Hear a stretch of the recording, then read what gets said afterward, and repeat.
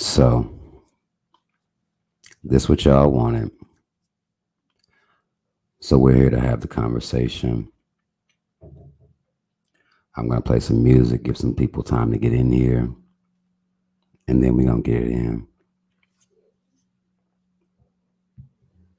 Way shit looking right now, it's us against them. Shit, us against ourselves. Yes, it's us against the world.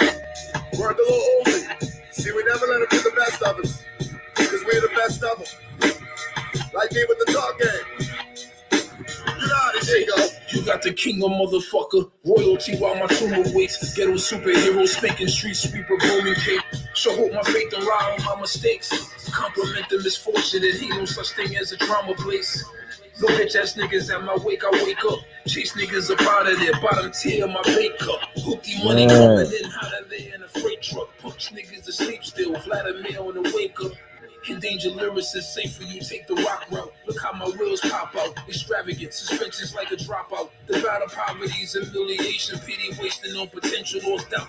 Ain't complacent, strap of blood all on my apron, and splattered product claws. We gon' celebrate with champagne burps and chronic coughs. Special homies got a price, they show their colors, you should ask them sucker punches. Perfect timing like a government distraction. They say the goal is impossible, I'ma try. I've been grinding too long and it's time to fly. Life without the opportunities like you dying inside. I'ma wind up taking it with me, never give up my fucking pride. Gotta watch out for the creep. Any night can be your last night, you can't afford to sleep. Otherwise they have you deep. I will not be like the last one, insomnia we keep. Diamond flurries, ice the tints, counting my bad luck. Not a worry, legends don't bleed, they close back up. Ready tuck for you to see it. I got the armor boosters. My little nigga knock your block off, body armor's useless. New outfit to shop, Ferrari cop the duelist. Ran out of room for new friends, goodbye to opportunists. Money ties without restraint, paper promiscuous. Hollows have you roll on the floor, make you meticulous. Sleeping beauty, look for my charm, evil my dick to kiss. Blue and purple ridiculous, clouding what your addiction is. Y'all alive in 17, probably open the broken wards. No applause, 24 swords, gold on my vocal cords. Turn a supermodel spy stalker, designer fly talker, roll in the set, be a skywalker. Patient nostril, ear and eye torture. South Jamaica's Don torture. Mind your business, duck the crime chalker. They say the goal is impossible, I'ma try. I've been grinding too long and it's time to fly. Life without the opportunities like you dying inside. I'ma wind up taking it with me, never give up my fucking pride. Gotta watch out for the creep. Any night can be your last night, you can't afford to sleep. Otherwise they have you deep. I will not be like the last one, insomnia we keep. Wonder where my grinding went to punish niggas or summer then picture me stumbling, your favorite rappers mumbling. Jungle wind in a 600, 666 roller, folder MC in a 3, blue sleeves, my wrist collar. Load of screamers as I whip round, genius dumbing my shit down. Demons coming in chicks hound, they'd rather see a split crown. They want us in the bloodshed bed, drops to the ghetto's pain. The man targeted terrorists, pop hole in the kettle. Names the power in me's higher, give a fuck who understands you. Know we ain't gonna give a nigga nothing you can't handle. One through millions like 100 grand club runners. The summer jam, and my brothers keep up like Nino and Gutter Man. Tragic the handle of a matic, left a bastard video clips on club strips, teardrops in the casket. You gotta ride as hard until fear hops in and grabs it. Born a star, watch out for peers blocking the magic.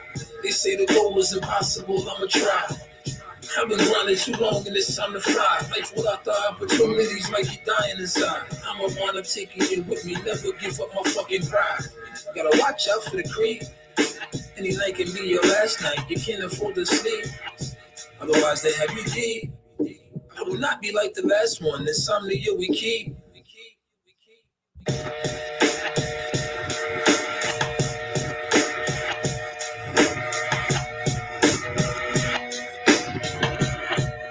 Hold on, one more.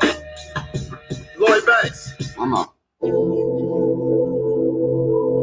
One more, we're gonna get started, y'all.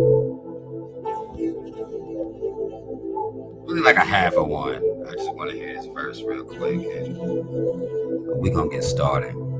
Matt left everybody's here. Y'all hit that like button on your way in. Keep claiming I'm changing, but you're tripping. Kicking that stupid shit so long I start feeling dumb when I listen. I had to get out that position. I ain't got nothing but real shit on my mind, and you're just fishing. You're diluting your purpose the more you mixing. It's gonna always be complaining, just work hard through the fiction.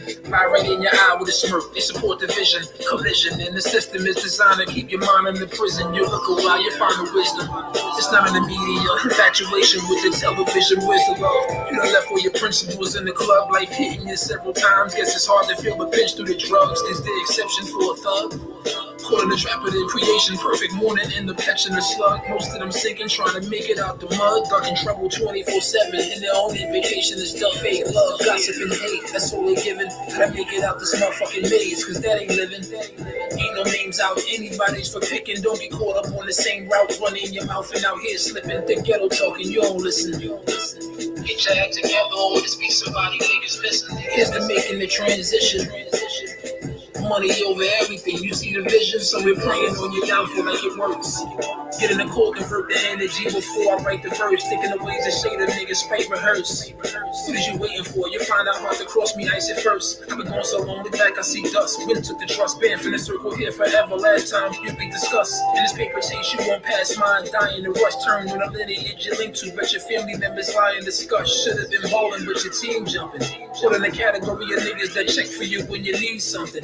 Looking out for your broke ego, your greed drunken. Don't nobody want you around, really. Relieve from it. Let it slide, it gets worse. Call them out on the shitty sorry. Usually it's quick first. Won't be joining your pity party. Patience can't be found now. Pushed it up to the limit, probably. Waiting in the wind still. Shaky moving, forgiving hardly. Fake love, gossip, and hate. That's all they giving. Gotta make it out this motherfucking maze, cause that ain't living. Ain't no names out, anybody's for picking. Don't get caught up on the same route. Running your mouth and out here slipping. The ghetto talking, you don't listen. Get your head together, or this be somebody niggas missing. Here's the making the transition. Money over everything. You see the vision. They have voices in my head. That's cool, cause the boys still here well fed. That's true. Mean the sense true. So Okay, y'all. Listen. I'm trying to share this shit real quick to my Facebook and all this shit. So won't be nobody acting like I hear from them. Won't be nobody acting like there was no hiding going on. We're gonna have the conversation. This what y'all wanted to do, so we here to do what y'all wanted to do. First and foremost,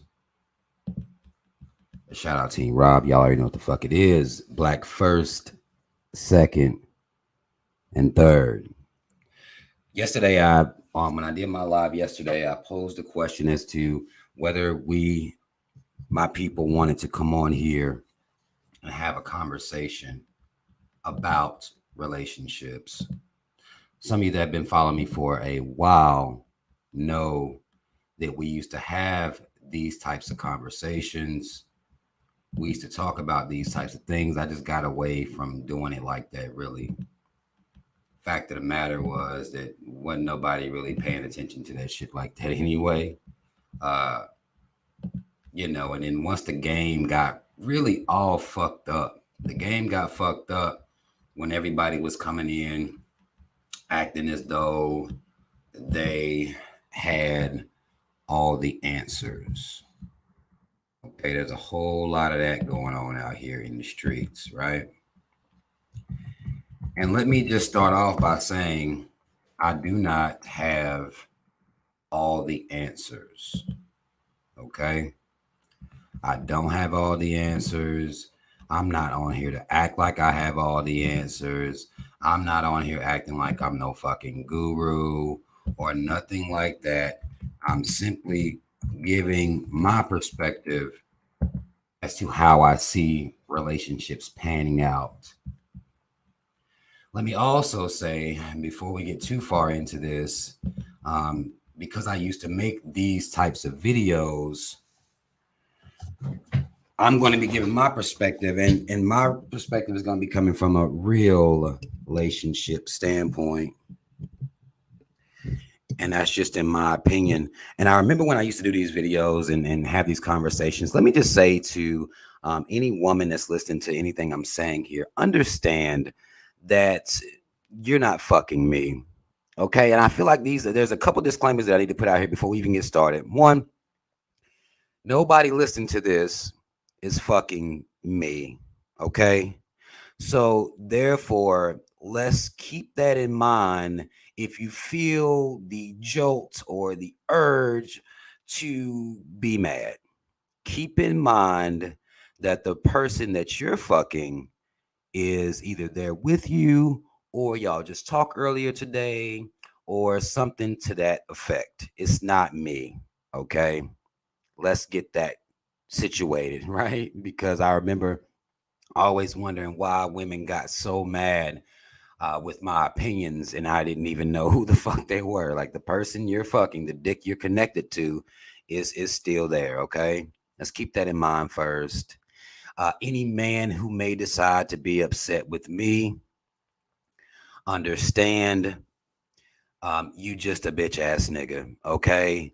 And that's not something that I wish upon your life. I'm hoping that the more you listen, the more you'll be able to get up out that bitch ass nigga-ness, and you'll be able to free yourself from that bondage. Everybody calm down. This is just my perspective, just my opinion. I'm not a guru. I'm not an expert. I don't have all the answers or anything like that. But what I do know is people. I understand people. I understand how people work when they coupled. We'll call it coupling here. I understand how that works. And if we look out here in this society, what you'll notice is that it don't seem like people are all that happy. Okay. I think that it is due to the fact that we have a tendency to expect things from people, and have these high expectations of people. And then when they fall short, we have a tendency to lash out on the next person, or the next person, or lash out in comments, because the internet has added another caveat to what was already a complex situation when it's just you trying to deal with somebody of the opposite sex. Well, the internet has added an entire new caveat. Now you get to have arguments about somebody liking your picture.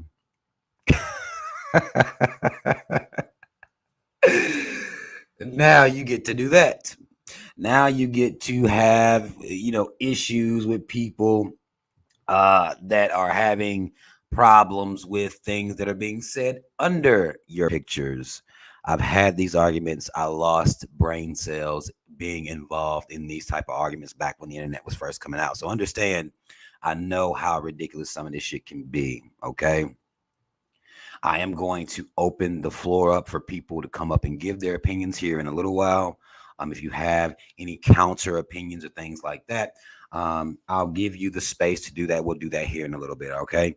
But first, I want to say that understand that what's happening and what we're noticing out here when it comes to relationships is we're seeing the publicizing of a lot of relationships, where you have information about other people's relationships because somebody may have asked them a question about their relationships, or the conversation goes into something about their relationship, and thus they share. The internet gets a wind of it, and then we get a multitudes of opinions about whatever is said, right? Everybody has a difference of opinion. Everybody has what they will put up with, what they won't put up with. They couldn't be in the situation, and things of that nature. Everybody has the answers, right? Isn't that impressive? Because we are, because we're the type of people that expect almost something to, I want to say, we expect everything to go good at all times. Okay. We expect that from each other. It's not like that in real life. Okay. We also expect everybody to have the same ideas about relationships and happiness that we have. We also would think that that's not the case either. And we have a very serious problem with allowing people the space to have whatever type of relationship they like for that time. Now, understand that people's opinions about relationships change all the time. As they grow up, as they mature, as they see what works, as they see what don't work, things change. Okay? We look at what people are doing and we judge it constantly, don't we? That's the thing. We're constantly judging what other people are doing or what they may have found that works for them. This is happening at all times. Typically, it's going to be happening on the backs of celebrities because those relationships are the seems to be the only ones we invest a lot of energy in is other people's relationships, typically famous people's, right? Now, the other day on the live, we touched on how people are dealing with Will and Jada. People were dealing with you'll even see people that their breakups will be publicized. How interesting is that? The celebrity people can't even break up in peace without people having. They were so cute together. It's like, what the fuck does that even mean, really? What does that mean? When you look at a lot of the things that people have to say about other people's relationships, what you'll find and what I find is that people say shit that don't make any sense. How invested in somebody else's relationship are you to where you can say, well, I like them together? Do y'all be seeing these arrogant ass comments sometime? Am I the only one that sees them? Oh, I like them together. Like, what the fuck does that even mean? What does what you like? How does that matter anywhere in life? Do you like the relationship that you're in? Right? Do you like the relationship that you're in yourself or nah? Right? And that's the question. Do you like what you're doing? Do you like the relationship that you have for yourself? Now, what we find is that human beings, we are constantly trying to couple. Some would make this a marker of the human experience, the urge to couple. Okay? This is something that people say is natural. And when people say that it's natural, it is up to the human being in question to try to do what everybody's saying is a natural thing. You're naturally trying to couple all your life, apparently. Now, this stage of being or this piece of human existence, I don't necessarily relate to.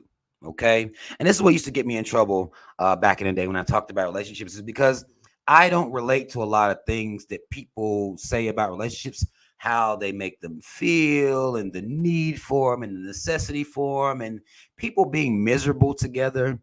That intrigues me because I don't understand it. To be miserable with somebody is to be in a need for a person's presence. And I don't understand that. And people will say that that's cold. People will say that's unaffectionate. People will say that's fucked up. But what I think is fucked up is that people continuously act like something's wrong with you if you don't relate to this mindset. Oh, you've been hurt. You damaged, right? So people they will do that shit to you, right? Oh, you just damaged. You damaged goods. How could you dare want to or desire singleness, right? But when you look out here and study humans, my question is a lot of times, okay, what's making you believe that you about to be with this motherfucker for life? Give me the numbers on this. Like, that's not happening. People coupling for life isn't a real thing. It's a dream that people have. It's a fantasy that we've created as human beings. But this isn't something that happens in the existence of anything on this planet. Now, before people want to tell me about how penguins mate, motherfuckers will pull penguins out their ass. Well, there are 5 species of animals that mate for life. And we're talking about animals that live for, 7 years. Like, just to make it make sense, they'll say shit like that. Like, Birds. It's like we're not talking about birds. We're talking about people that's living damn near 70 years. Can we stick with what we're talking about? If penguins can do it, I know they don't even talk. Do you know how much longer relationships would last if motherfuckers didn't talk? Like, maybe they would last longer if all you couldn't talk. Like animals don't talk. They don't have words. I don't think the penguin is saying something to hurt the other penguin's feelings. Really, like, bitch, you getting fat anyway. Like, nigga, your dick little. I don't think that's. I don't think that's how animals conducting themselves, and therefore, when y'all continue to use animals to talk about y'all's relationships, it don't make sense. I know we like to use this type of framing. Well, I know monogamy is real. Look at the penguins. It's like, motherfucker, they ain't got to deal with attitude either. Like, nigga, you got drunk and didn't come in the house last night to 5 a.m. The male penguin isn't listening to that. Where was you at all day yesterday? Like, no one's having to hear that. Okay? Stop talking about fucking animals. Okay? They don't have the intricacies, all the stuff that we added to this shit. Like, animals ain't dealing with that. Like, oh, you made you an OnlyFans page, huh? Like, they're not dealing with this type of stuff. Jealousy, they're not dealing with that. Now, motherfucking animals will fight for their territory, but whoever wins the fight, that's who wins. Like, that's how it works. It doesn't work like that with humans. Like, y'all stop the animal comparisons. I understand the point of them. You know what I'm saying? I get what people are trying to say, but no, okay? No. Humans are dealing with a whole different level of shit. You may got somebody that's fucking bipolar. You know what I'm saying? Dealing with childhood trauma. Ain't trying to suck no dick. You dealing with stuff that, animals ain't really dealing with like that. Okay? Like, we gotta stop doing this. Don't we? Don't we have to stop? There ain't no paperwork. If a divorce was to take place or a separation, ain't no money involved. Humans dealing with different bags. And what makes even the bag that we already having is that we add more shit to the game. We compare ourselves to other people's relationship. You can't even have your own shit. You got other people telling you how you're supposed to conduct your shit. The gurus, the coaches. You got other people telling you this is why you're failing at this relationship. What they won't say is that humans are trash. Yeah. Nobody wants to deal with that part.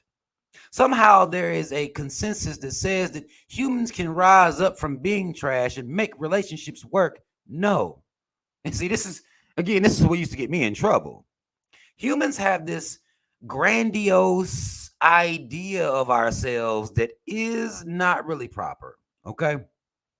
When you look out here and observe what's happening, we have these grand ideas about what we deserve, what we're worth, what we bring to these fictional ass tables.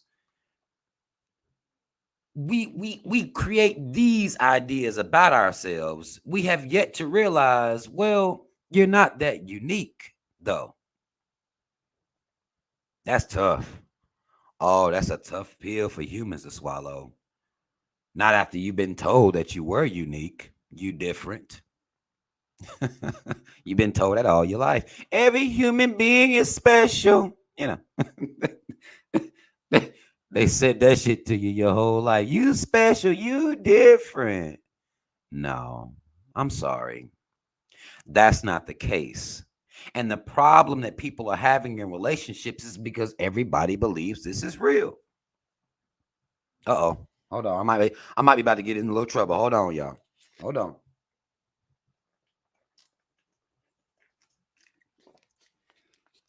Boy, this might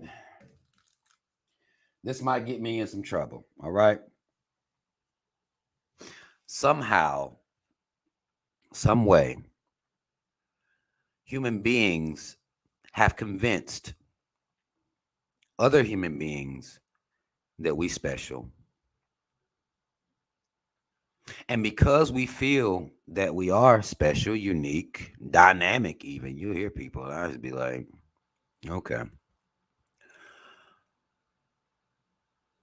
What happens is you have this idea about who you are, and you wanting the person that you're coupling with to recognize your uniqueness. The problem is that you're not. Good chance what they're experiencing with you, they experience with the last person. With, I mean, slight modifications. Of course, you're going to maybe look different or something like that. But when we're talking about the emotional state of people, y'all done started calling it pettiness now. Pettiness. When you look at how people express their frustration, express their anger, their insecurities, their trust issues, it looks just like everybody else. You may think you're unique, but no, you acting just like any other insecure motherfucker acts. No different, the same, right? And some of y'all can vouch for this if you've been in relationships and you heard this argument that people were different, but you dealing with the same people expressing themselves the same way. Many people out here are emotionally immature. Mm, mm. Let me light my black up on that one. Many people out here are emotionally immature. We don't know how to take L's. We don't know how to deal with what would be heartbreak. Ain't no classes for that shit. We don't know how to do it, which is why people can't hardly ever move on and be better their next time around. You'll even have us, and we won't even take the time to deal with whatever pain we may be feeling before we already in a whole nother relationship. Mm.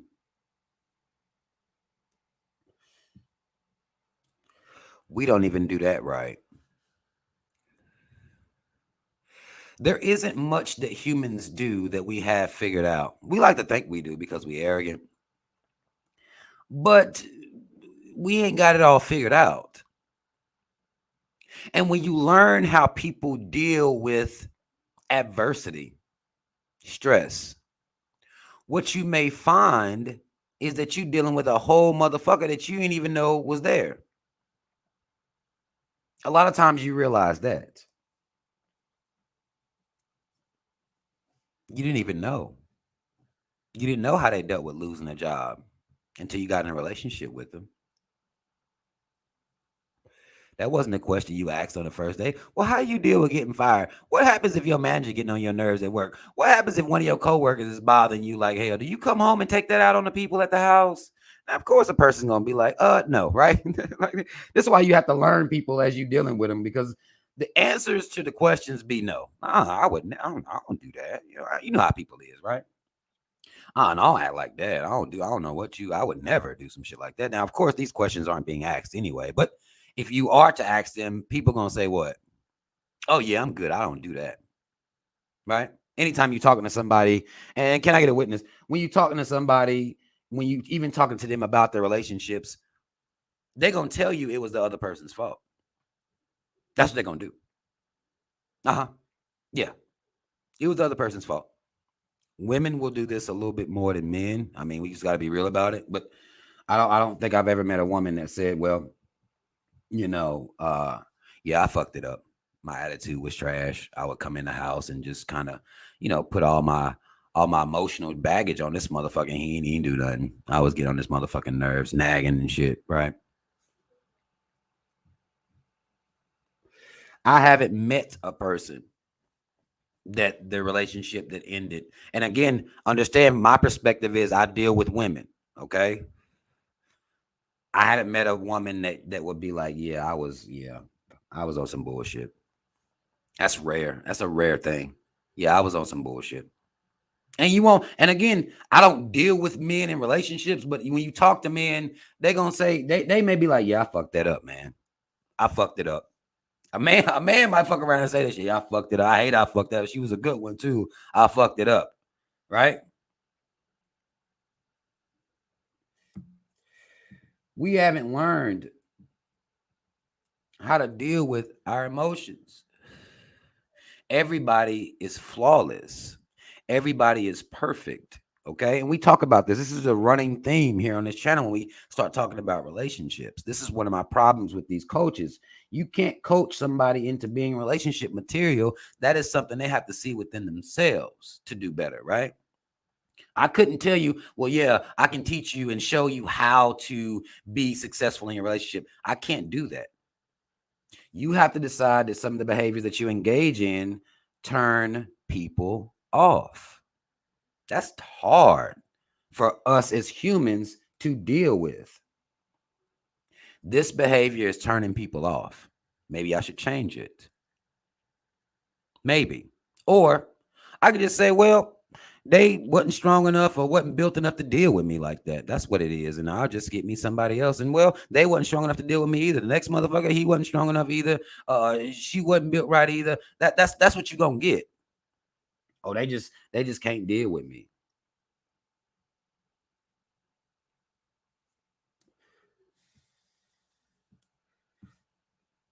I've heard a lot of women say that. Oh, they just can't deal with me. Hmm.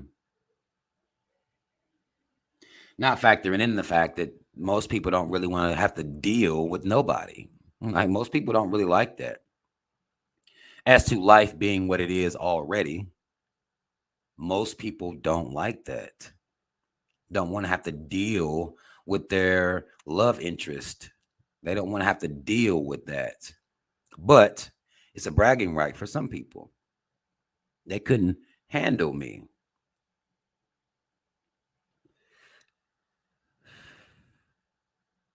right? They couldn't handle me. Motherfuckers start talking about themselves like they rabid animals or something. Something the animal control need to come up and tranquilize, like from a distance. Let's just shoot a dart at this motherfucker. You know what I'm saying? Like people talk about themselves like that and don't even and think nothing of it. Oh, they can't handle me. Hey, motherfucker, you need to be trained from across the way, just sniped real quick. Like, let's get a tranquilizer in your ass, put you in a goddamn cage somewhere. But this is how people talk about themselves, right?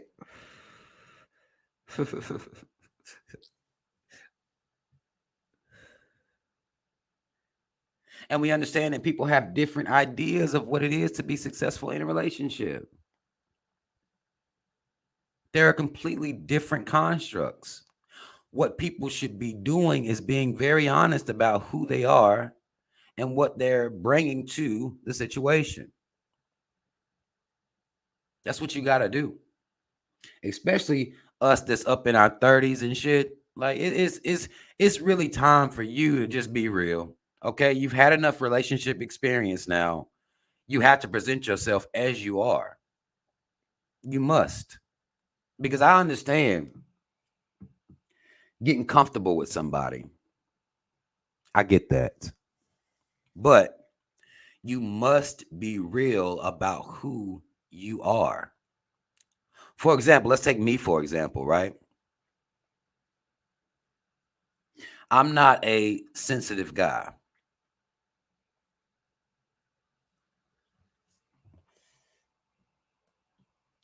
I'm not a sensitive dude. Good chance if a woman come to me with some issue, I'm be like, yo, you need to get over that shit and move on. It ain't worth it to spend all that energy that you spending on it. Just move on. Right?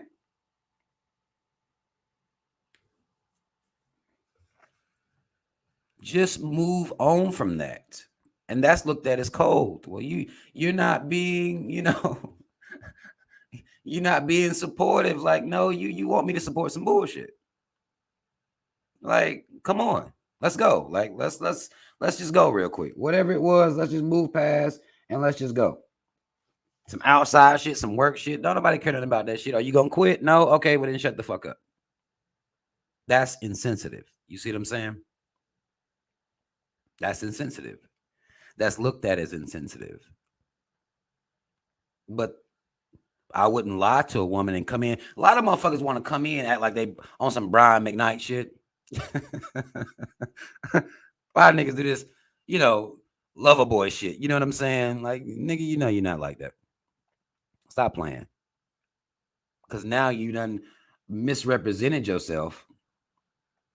You've misrepresented yourself, and she's going to expect you to be this person even after you get some pussy. Yeah. After you get that pussy for a month, after you get that pussy for 2 months, she's going to be expecting you to be this person, sir. Why are you presenting this way? You should not present that way if it's something you can't keep up. You can't keep that up. So just don't come out the gates like that. And I've had men literally tell me, man, I ain't got no choice. That's the only way I'm going to get it. Then you don't need it, sir.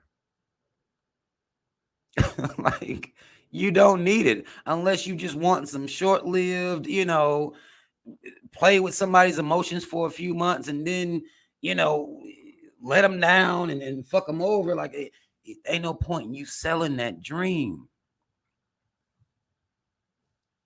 There's no point in that. But men believe they need to sell that dream. That's what women respond to. And I understand where men be coming from sometimes. I understand it. It ain't like I ain't walked on this path. Like, I get it. You doing all the extra bullshit or something like that. I was never super extra, but I would play. You know what I'm saying? Like, I liked the woman more than I really did. I done did that before. I done played. Done lied. Motherfuckers say they love me. I love you too. Like, don't even worry about it. Me too. I thought it was just me feeling like this. Just playing, like, for no fucking reason. Just playing. Thought that's what I had to do. That's what needed to be done. Just playing. I love you too. I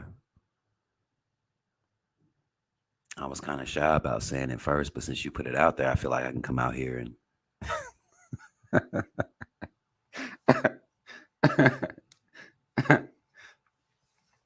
just playing. Right? And then you have the other side of the coin where a motherfucker does present to you who they are, and you think you about to change them. I've been that arrogant before too. Yeah, you think you about to change them? A lot of women get caught up in this. Y'all women really big about this. A motherfucker will tell you exactly what's going on, exactly who they are, exactly what they believe in, and you will believe that you're going to change them. Well, we eating together and shit, so, this pussy most definitely going to change his ways. And I'm sucking that dick too. Oh, this going to really change him. What you learn, ladies, and I know some of y'all know this by now, that's a fallacy. That man told you the truth. It's not his fault that you invested time in changing him. And then you get to come out here and cry and be a victim. That ain't right. I'm just going to tell y'all straight like that. That's not right. He told you. He told you who he was.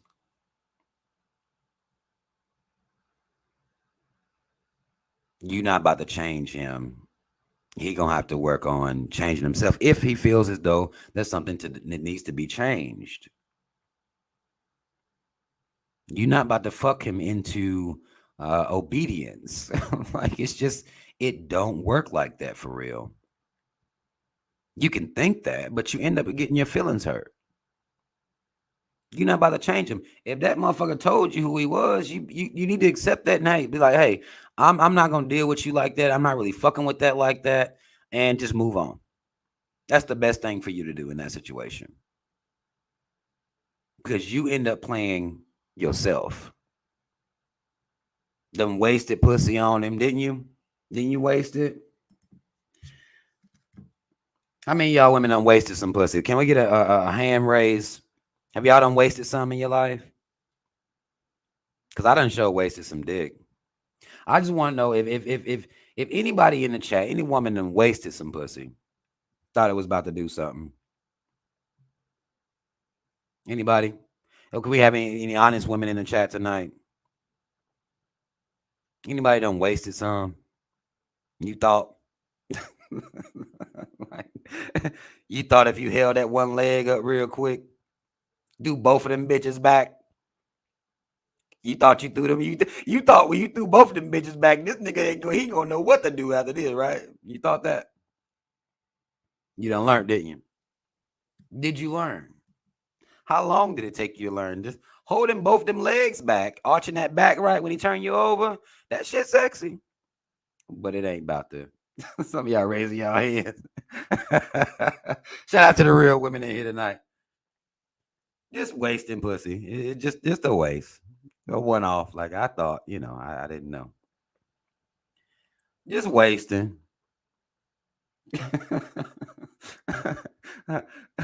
And if y'all like me in your old age, I wish I can go take my shit back, but you can't take it back. Like, I done wasted some dick in my life.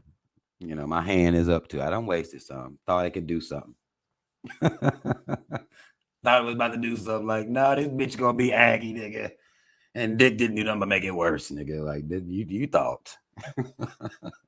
You thought it was gonna help her? No, made her worse, sir. So there's that, right? Mm-hmm. Made her even more aggy. You thought she was calling you too much before.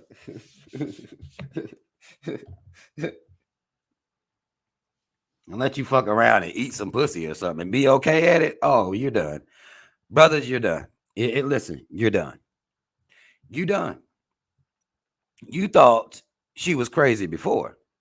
Oh, man.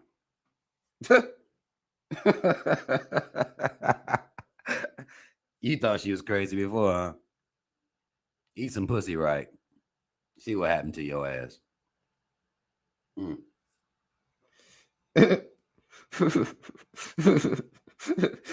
think you about to just break up with her? No, you're not. I thought that too. At one time, I thought people was normal. You know what? I don't want to talk to you no more. You would think that people was normal? No. Nope. Don't work like that. I'm so sorry, sir. It don't work like that. Now she outside. You thought it was over, didn't you? I know. I made that mistake too. Yeah. I'm done. I'm tired of this shit. I'm out. No. She out right behind your ass. Wherever you going, she there. And get mad as hell if you fucking around with somebody else, right? Who is this bitch?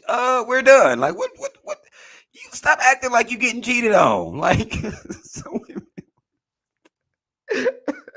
like, I told you we were through, okay? You cannot now be victim acting like you getting cheated on. We're done. Like, is it just me? Maybe it's just me. I don't know. I done dealt with some shit.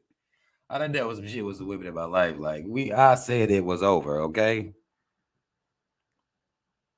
Oh, you just gonna give my dick to somebody else? Like, wait a minute. Now, I'm looking at the contract here, right? There ain't but one signature on my dick, and it's mine. Like, what the fuck are you talking about, yo dick? What? Yo dick? Like, this is real. This is real life shit. Yo dick. And I could have sworn, like, I got rights to this. No, like, don't I have full custody of this shit? Like, you telling me it's joint custody? Like, when did I sign that? Like, I don't remember ever signing a joint custody contract. We didn't go see nobody. What? No mediation. Like, what? I could have sworn this. I was taking this with me when I went. What the fuck are you talking about? Like, ain't no joint custody on this shit, girl. Like, get yourself together.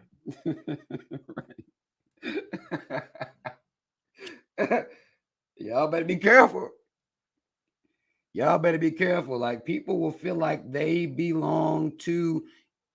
They will feel like you belong to them, like they own you. Yeah. You can't be done until they done. That the idea of us owning other people's genitalia, like, is so crazy. And what's even crazier is I never was in the mindset that something is my pussy. Like, oh, that's my pussy. You ain't gonna fuck no other niggas. But I never was like that. And I'm gonna tell you something that was crazy. And this could still be facts to this day. Women don't like that.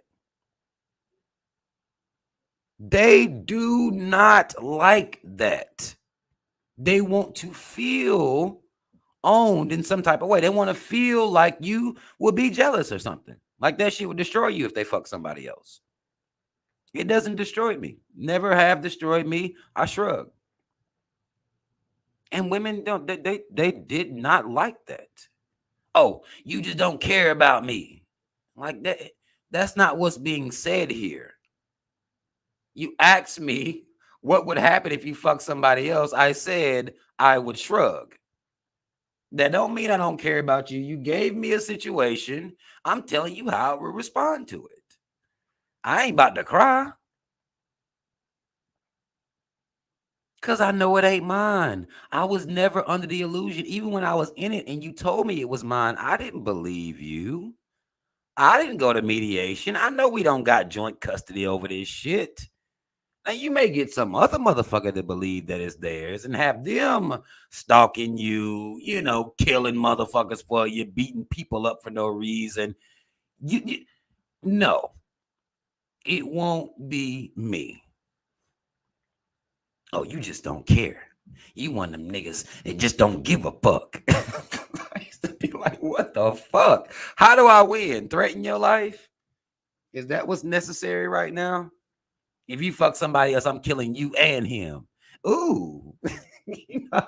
Women is crazy, yo. Ooh. He loved me. Ma'am, no. No. No. Okay, let me get to some of y'all's comments. I tell you, I was never like that, man. I felt like, look, man, if you're going to go out there and do that, that's what you're going to do. I can't stop you. I can't hold you back. Nothing I can do about that. Okay? That's a decision that you're going to make, and it is what it is. But let me get to some of y'all's comments now. I'm going to put the comments up on the screen.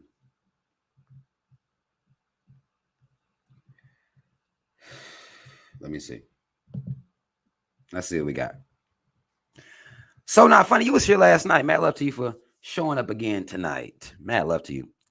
Says, is this just about genitalia? Are you going to deal with the realities of what Shared D has our community?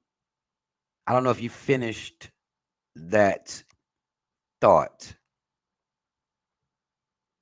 I don't know if you finish. Are you going to deal with any of the realities?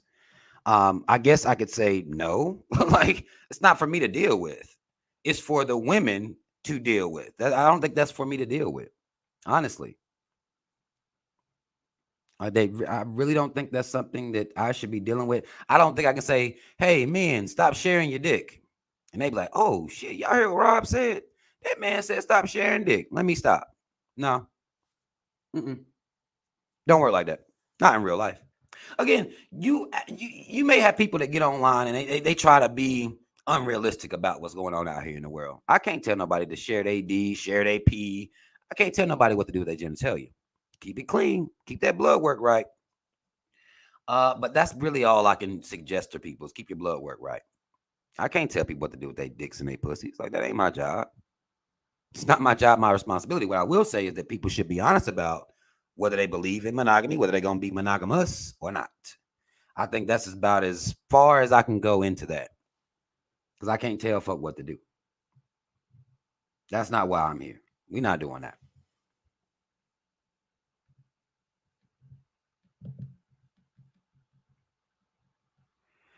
D Free Thinker Hearts says, I feel like insecure women like that crazy stuff. Oh, that makes them feel loved. Oh, it makes them feel loved sometime, bro.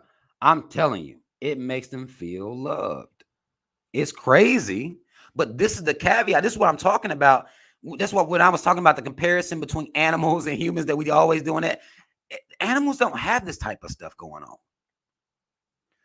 Like, I need him to threaten my life if I fuck somebody else. Like, what? Wait a minute. Like, that's what you need? Elaine Lloyd says, see, I get called a sociopath for not getting all emotional. Yeah, I disagree with that. I've been called all types of names for me not getting upset about sex stuff. Like, I've been called all types of shit. Me not getting all riled up. You know, because sometimes people will try to make you jealous on purpose. Do you know that's a thing for real? This is why I know humans are trash. We think we not. Humans are trash. Okay? If somebody is feeling as though they're not getting enough attention, sometimes they will try to make you jealous on purpose. Okay? This is a real thing. This is a true life situation. People will try. You'll even hear, you know, back when, you know, I was in college, you go to the club or something like that.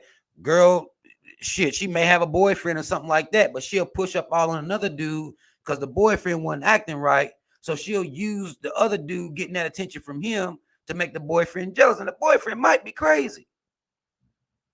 He may fuck around, beat that dude ass, snatch her the fuck up out of there. And it was all just to see if he's like, ooh, I done got some random dude stole on in the club. My man loved me for real. I thought he didn't really no more. So it's like, wait, what?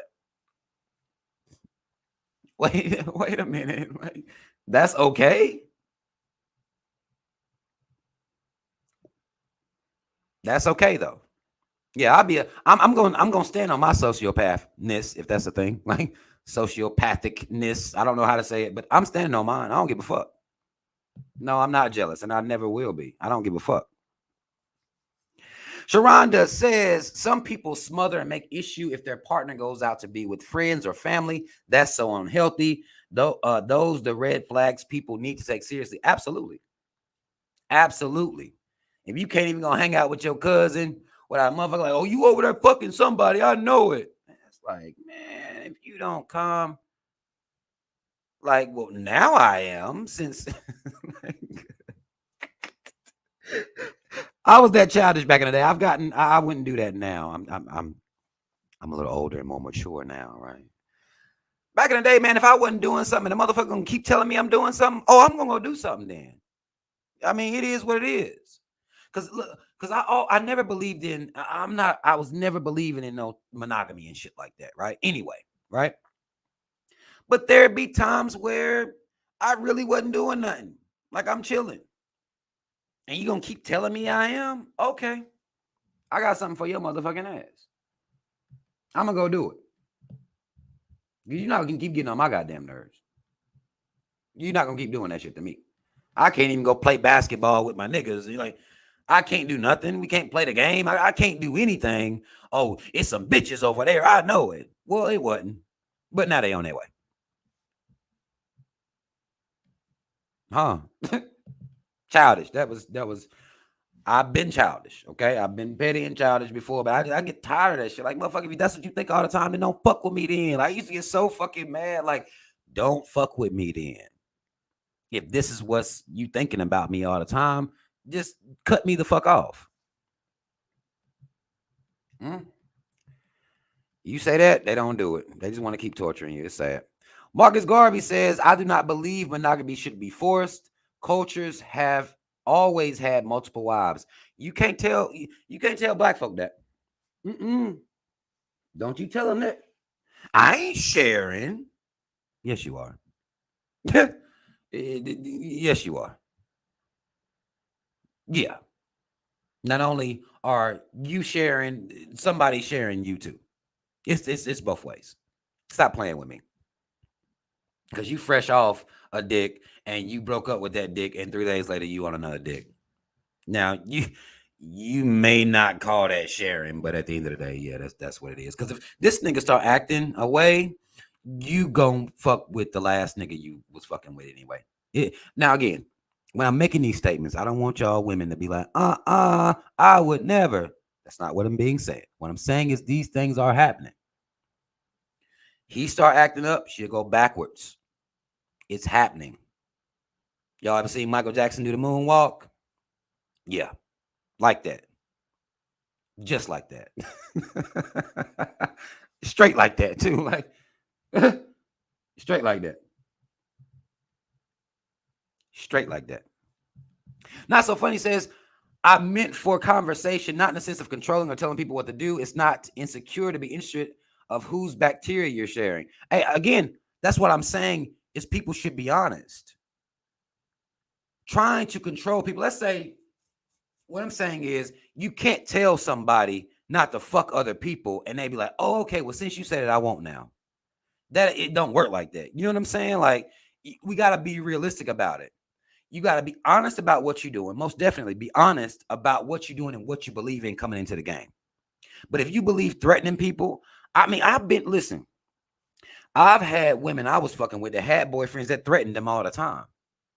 Threatened them all the time. What they would do if they would fuck somebody else. This is why they was fucking me. So you can say things to people.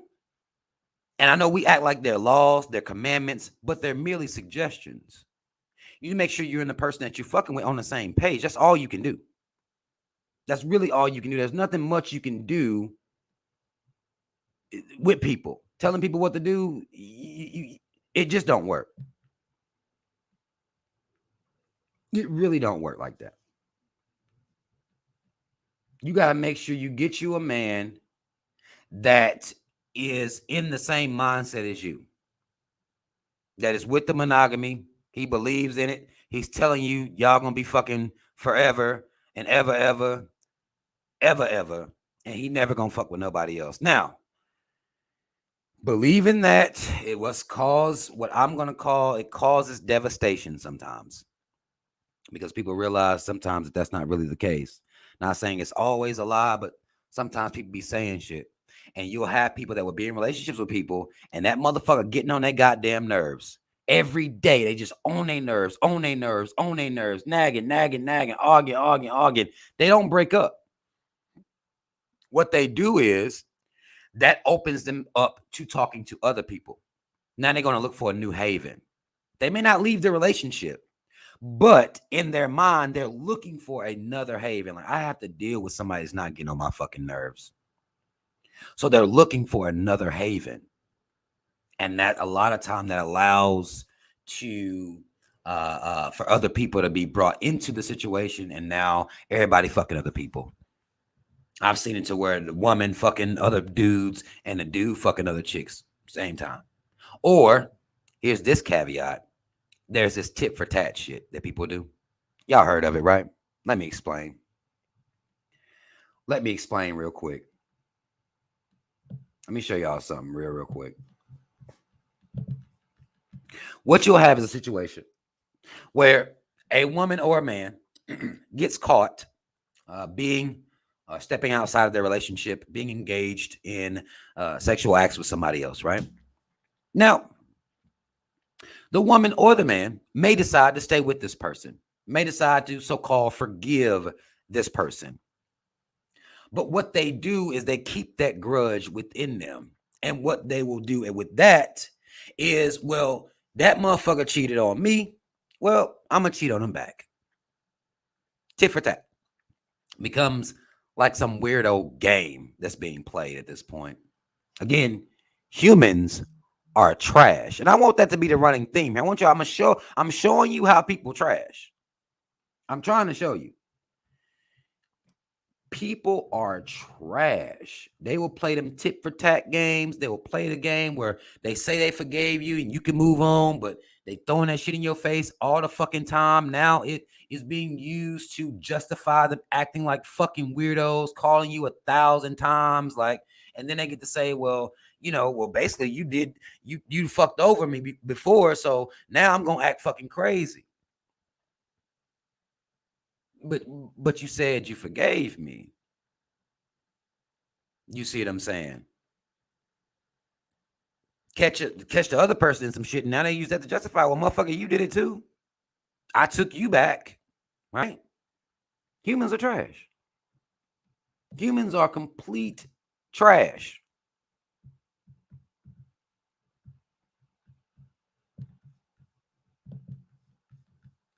Frederick Wright said, I was told as a young buck to not be jealous, keep it cool, because that pee is never yours, just your turn.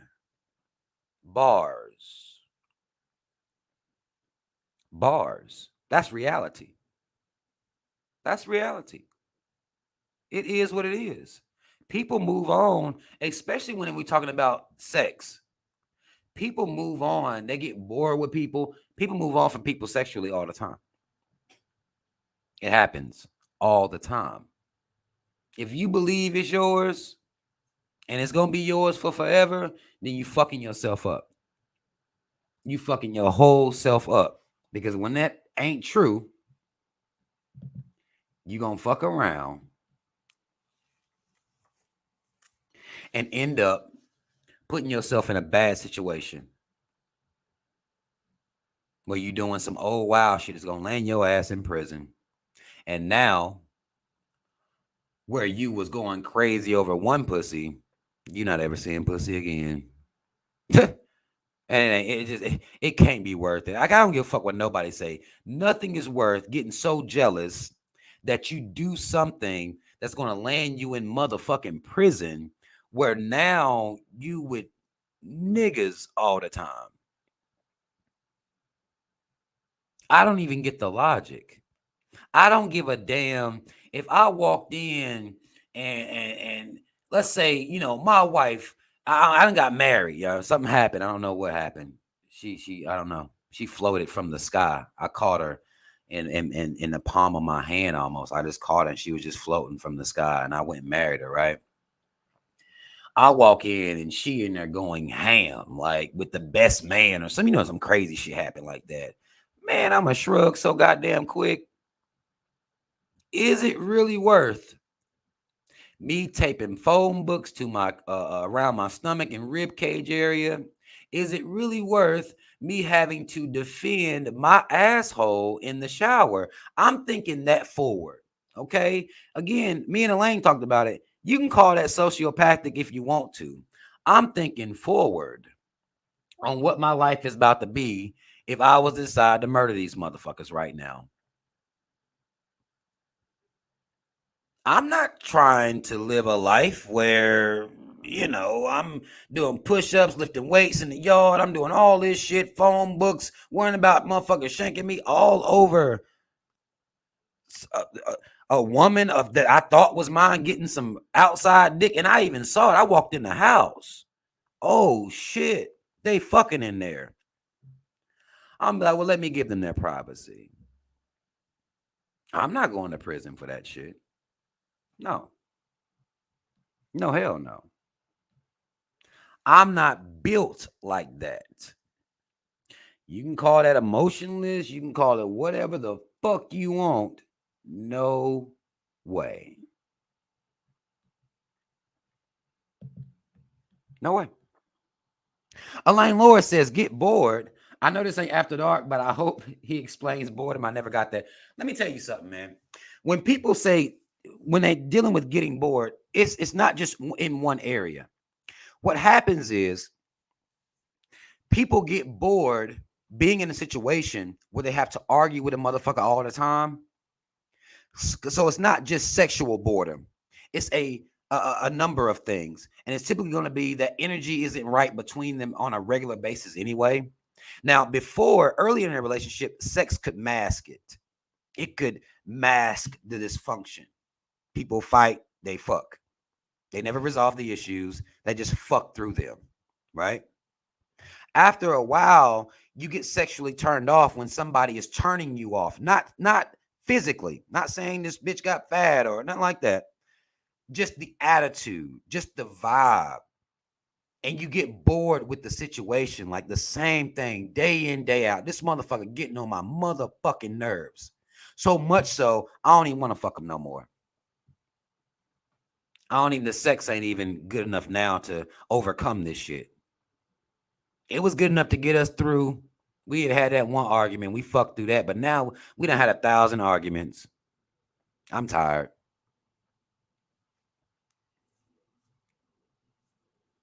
You see what I'm saying? The situation becomes mundane. Not necessarily that the sex is bad. It's just that, like, God damn, I don't even want to have sex with this motherfucker. That's how much they get on my goddamn nerves. I've had women have that effect on me in my lifetime. Sex wasn't bad. Her pussy didn't become trash. It's just that I know being in her presence drained me. You see what I'm saying? And it just became a mundane, repetitive, like, okay, I know we gonna argue about something. And it's like, man, no, I'm good. I'm all set.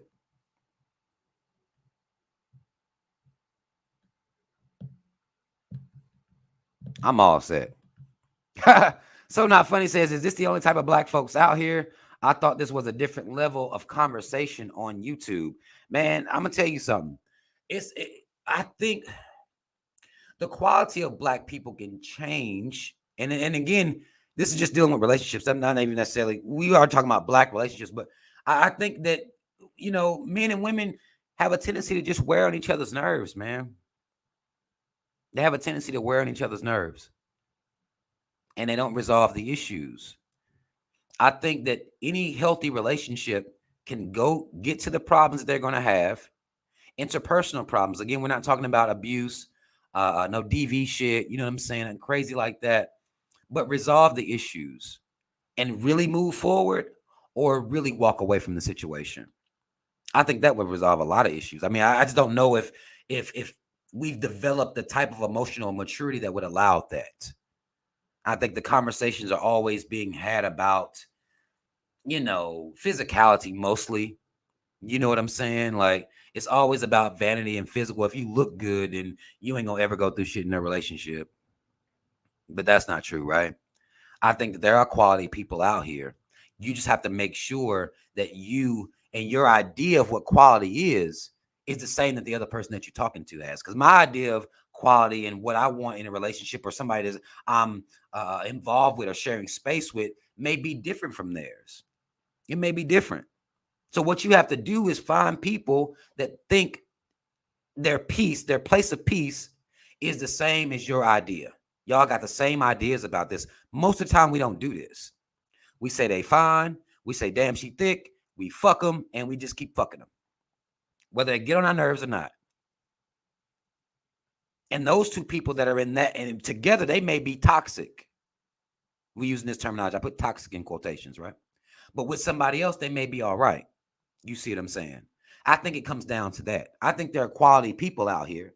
And I think that I think certain people bring different things out of people. You got to talk about shit, man. Communicate about shit and really resolve issues and move forward or just let the shit go. Let the shit go. Like, it just is what it is. Like, I think that we just need to be looking within ourselves. And again, I'm trying to get us away from thinking we're perfect and not thinking that humans are trash. Like, it just is what it is. See, I developed that mentality a long time ago. I understood. I learned through observation that, oh, okay, humans trash. That's what I did. And again, you get labeled sociopathic for some of this, but I don't expect perfection. I don't expect, everything to always be okay. I don't expect that. So that helped me not, and people will call this lowering your expectations. I see people all the time. Well, I ain't trying to lower my expectations. Usually black women, well, I ain't lowering my expectations. It's about being real.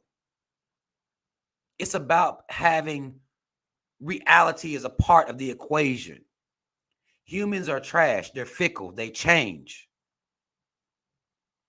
It is what it is. Emotions change. Situations cause emotions to change. So once I understood that, once I got a grasp of that, it allowed me to detach myself from, crying about being broke down like a human did this. Why are you expecting perfection from a human? Why are you expecting them to always think about you? Why are you expecting that? I start checking that and then looking at the programming that made me expect that. TV, right?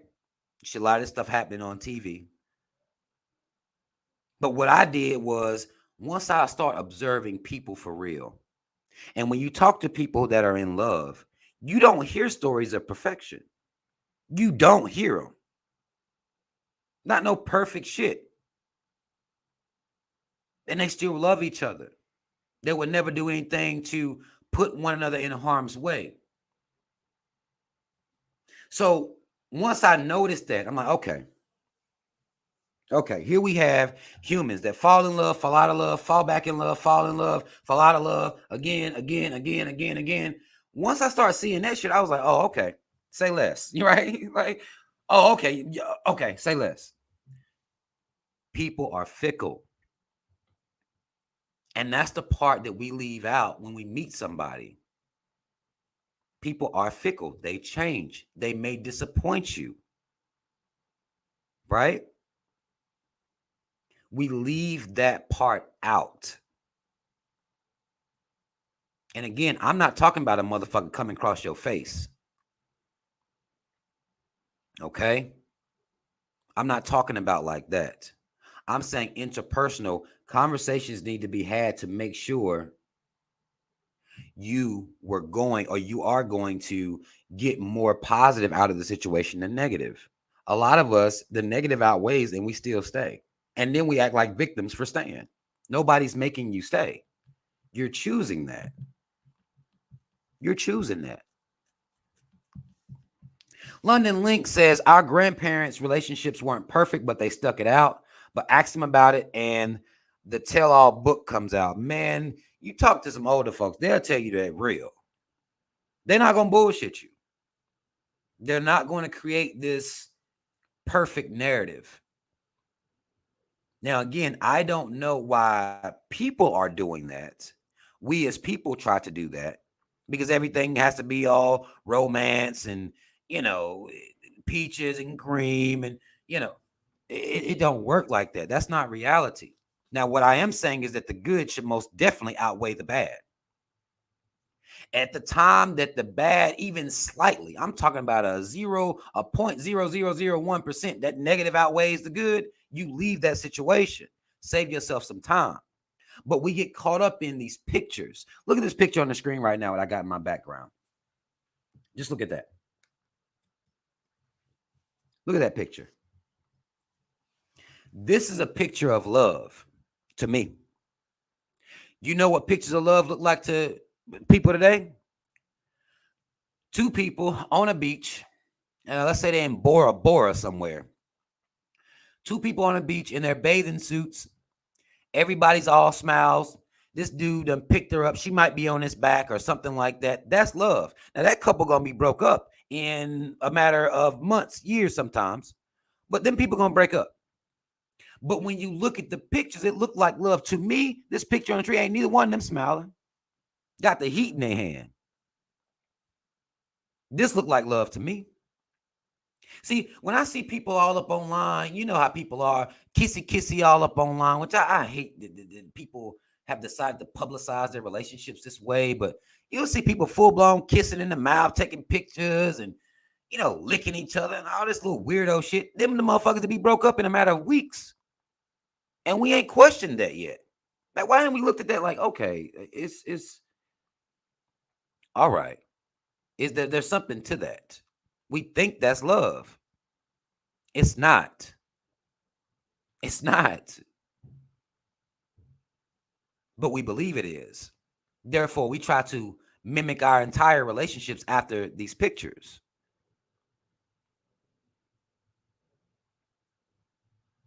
That's what we do. As people, we act like that. To me, this picture, what you see on this screen right here, that's love. That's what you want right there. A black woman learning from a black man teaching his woman a skill that no matter whether they break up or not, she gonna have that skill for the rest of her fucking life. That's love. Our ideas of love aren't right. They're not.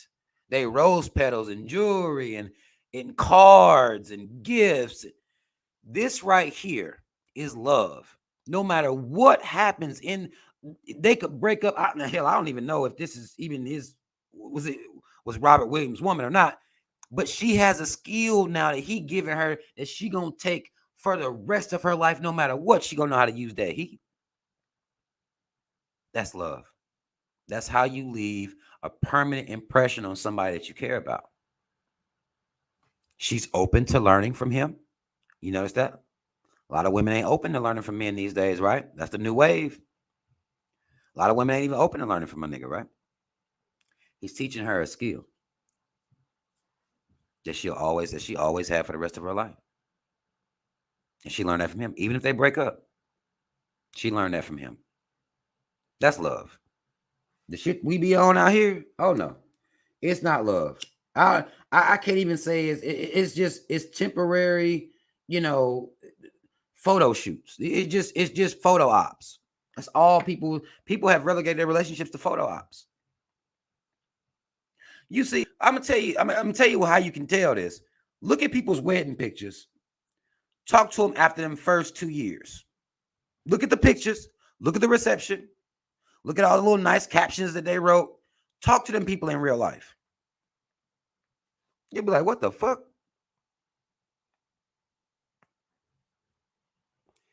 What the fuck? How is this possible? I mean, I would thought y'all would happily ever after. You know what I'm saying? No. The divorce rate is telling the truth about what's going on out here. You see? And I think it's just because people are building their relationships and their so-called love on the wrong things. I know I used to have people that would always tell me I'm anti-love. No, I'm anti-y'all's love. The shit y'all be on, I'm anti that. And I will say that probably. The shit y'all be on has a timer on it. As soon as y'all meet, y'all might as well be turning a goddamn hourglass upside down.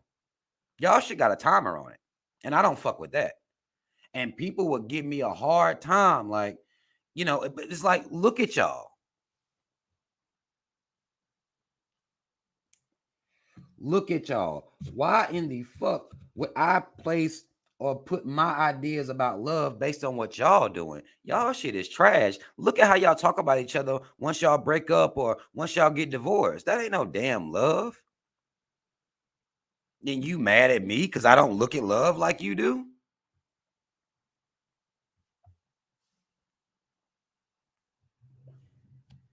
I don't look at it like you. And I won't. Y'all human shit is trash. It's trash and it's fickle. It's so fickle. It changes so much. It changes so quickly to hate. It changes too fast to hate. People can't even have an amicable breakup. Do you know what happens if two people were to break up? And especially when kids are involved. Let's say they don't hate each other. Do you know people will have a problem with that? Couldn't be me. It's like, what's wrong with y'all? Especially if you got kids involved. What are you expecting to do? hate this motherfucker for the rest of your life? Let your kids watch y'all sit around fighting all the motherfucking time? It doesn't make sense. I remember, I'm trying to think of the situation. Who was that? Remember Alicia Keys when she so-called stole Swiss Beats from his wife, and then later on you saw that they was all getting along together and raising the kids together and everybody cool. Do you know that people got a problem with that?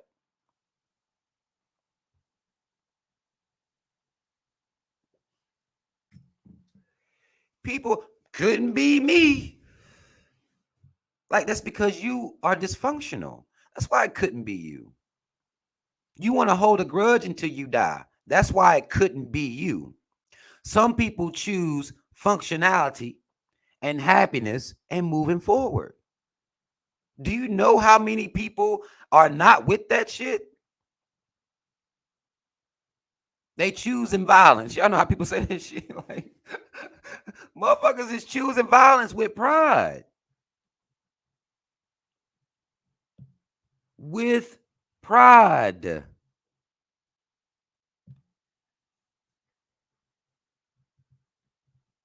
With pride. I wish people saw it like this. Not so funny.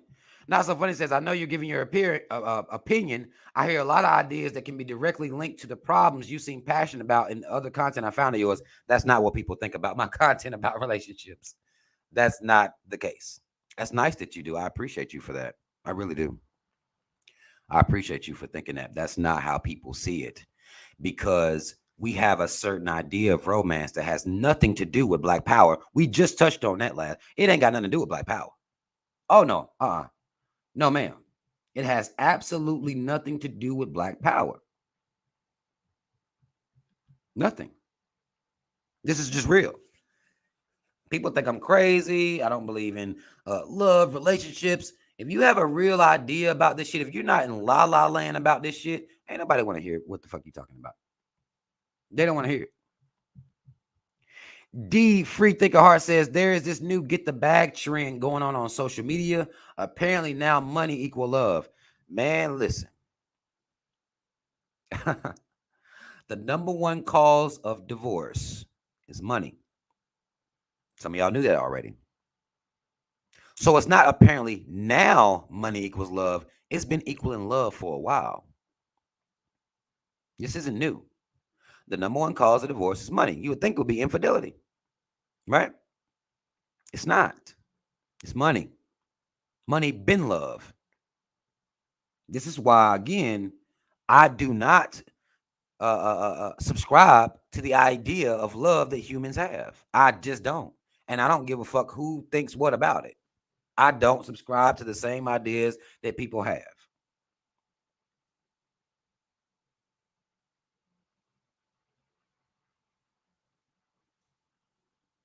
I don't subscribe to that. And therefore, this is why my opinion was always less favorable to even before, even the me being B123, even before that, people ain't trying to hear what I got to say about no relationships. Dang, la la land. That's the land people want to live in. Lucky B says they were even tripping after young Dolph died on how his side women came out. What do you expect from prominent Black man? I wouldn't mind. Lucky B says she cool. She with the shits. That's real. I'm gonna tell you what's so funny, man. Like a rich man, okay, a man of means. There is a good chance that he is going to entertain other women. Now, the only issue I have here is if he's not honest about him entertaining other women. If he's straight up with his women, whoever they are, however big his harem is, I don't see the issue. You will see other people having issues for them. And that's my problem with society. Like, the women involved may not have an issue. It'll be society having an issue for them. What couldn't be me? Let me tell you something. And that's just not even with Black men. This is even the cavemen. If they got money, They got bitches. Like, it just is what it is. That's just how it is. It ain't my fault. I didn't make them do it. And y'all not about to come over here and get on my head about this shit either. Okay? It just is what it is. You got a man that got money like that, good chance. I ain't say he falling in love with everybody, but he may have some sex with some other people. Now, he should be honest about that. He should most definitely be honest. Look, coming into the game, hey, look, hey, I act like that. Okay? I act like that. Here's what I can do. Keep your blood work clean. Okay? If you cool with that, then we can roll with me. If you're not cool with that, then you shouldn't be fucking with me like that. I got you on the blood work, though. Just remember that when you're thinking about it. Remember blood work. That's all you can do. But these women that's wanting these, now that we get in these conversations where you got these so-called high value situations, these men that's making all this money, man, they be having women, yo. Like, it just is what it is. They be having women. Sometimes. I ain't gonna say all the times, but sometimes they be having women. And therefore, like, it's just other people having problems when they see these types of situations, like the Alicia Keys situation, like Will and Jada's situation. They are saying they have an open marriage. They don't have a problem with that. They're happy with that. They came to that conclusion, but society will look in and judge them. Typically black folk.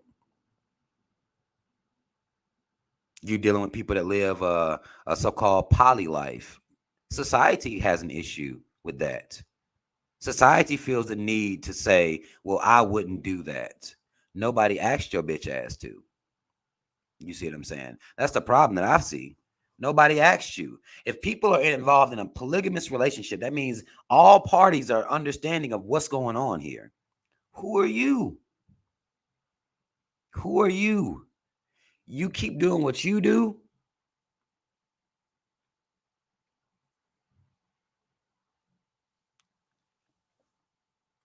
They gonna keep doing what makes them happy, what's functional for them.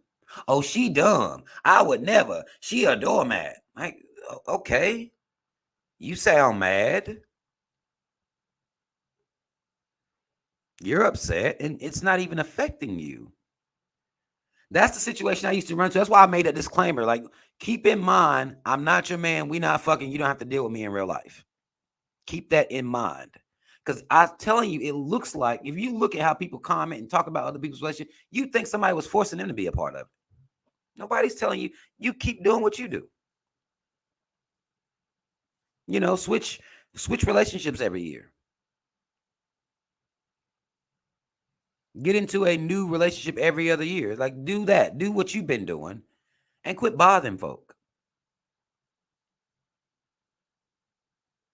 I don't know why that's not possible for us. Quit bothering people that are happy in their situations, no matter what that situation is. I've even seen women in these polyamorous relationships that they may have 3 men. Niggas like, man, I ain't sharing no pussy. Okay, those some simps. I ain't no way I would do that. Okay, nigga. Well, you keep doing what you do and let those men do what they do what makes them happy. Like, it just, I don't understand us, because we feel like there's one way to be happy. And typically, our idea of happiness is being with one person, having sex with one person, and arguing with them randomly throughout the week. That's happy to us. Well, to humans. Everybody don't want to do that, man. We have even had to where people having these big arguments, that's a part of their relationship. I mean, I have men and women tell me that all the time. We do up for an argument. Do up.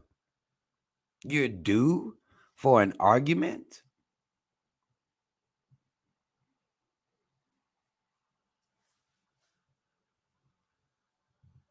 Do up? It doesn't make any sense. So Not Funny says, why does it seem most black people on YouTube are interested in defending certain types of behaviors, casual sex, multi-partner, all while expressing negativity towards the square folks? I can't speak to other people on YouTube. That's hard for me to do, as to I haven't seen a lot of that on YouTube, but I don't know. You know what I'm saying? I can't speak for them. For me, I say do whatever works for you. I'm not here to so-called square. I don't know. I guess that would be the monogamous people. I think people should do whatever they find their happiness in, whatever that is. Now, the problem is that it's a lot of these would be monogamous relationships. They're not necessarily truth-based. They're not necessarily happy.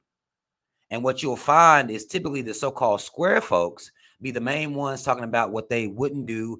It couldn't be them. It'd be them judging the people. So I haven't seen what you're saying. I think that these people that are talking about these relationships are tired of people acting like that, telling them it couldn't be them or judging them. I think it's a response to that, possibly. Because that's what I noticed. And I've been YouTube since 2008. That's what I noticed.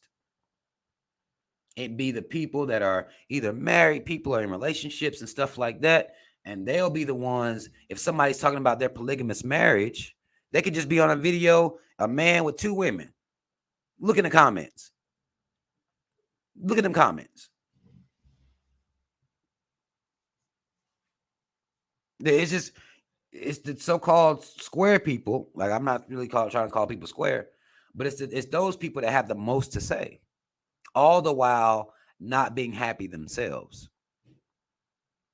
That's my issue. If folk happy, let them be happy. No one needs those opinions coming through. To me, it's pointless. And what I see is when people are talking about polygamy and poly life and those things, you'll have the so-called square people coming in with the most negative shit to say. That's what I noticed. Elaine says, maybe people should just agree to be faithful for a short time, maybe 2 years, kind of like renewing your lease. I mean, we need to come up with something else, right? I think that when reality, we have to come up with something else that speaks more to human nature, human behavior. I think that when we make promises that goes against human nature, that's where the problems come in. That's where the problems come in. Because I'm not promising. Look, if I meet a woman, look, I don't believe in monogamy. I mean, y'all know my name. It is what it is. You've been watching my videos for years. I ain't never said that. But what I will say is that doesn't mean I'm just going to be, fucking multiple women at all times. It's just that I don't know what's going to happen in year 2, year 4, year 5. I'm not guaranteeing that shit. Those are just facts. I can't guarantee it. I won't guarantee it. Whether you want me to or not, that's what I do. I can't speak to what other people are doing. That doesn't mean I'm going to be going ham the whole time, but I can't tell you what's going to happen in year 4, year 5, year 10. Shit, man, I can't sit here and tell you that. What I can tell you is that we can have a talk about it, at that time or whatever like that. I would never hold you. I could do that, but I'm not about to lie. I'm not about to lie. But we need to come up with something that speaks more true to human nature. Because the idea also is that, the word on the streets is the only people that's, the only people that's would be cheating is men.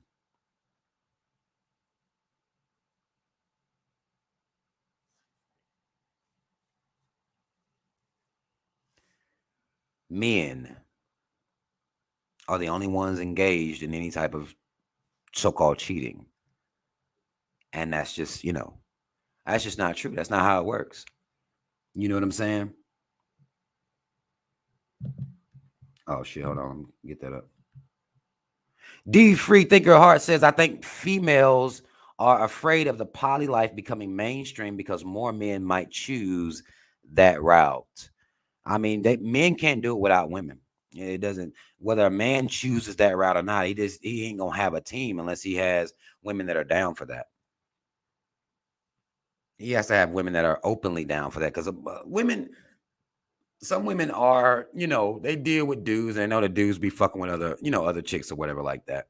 They just don't want it to be in their face. They're not trying to sit and have a drink with this bitch. You know what I'm saying? They're not mature enough to really be in that type of lifestyle. But the dude just, doing whatever out of town or whatever like that. Some of them will let that shit ride, but not in their face, like them being cool with the woman and stuff like that. That's too far. You know what I'm saying? That seems to be too far with the shit. So Not Funny says this conversation is hard to have via comments. Are you planning on having a panel? If you guys, somebody want to come up? Somebody want to come up? Just let me know. Who wants to come up here and say what they have to say? I can set that up.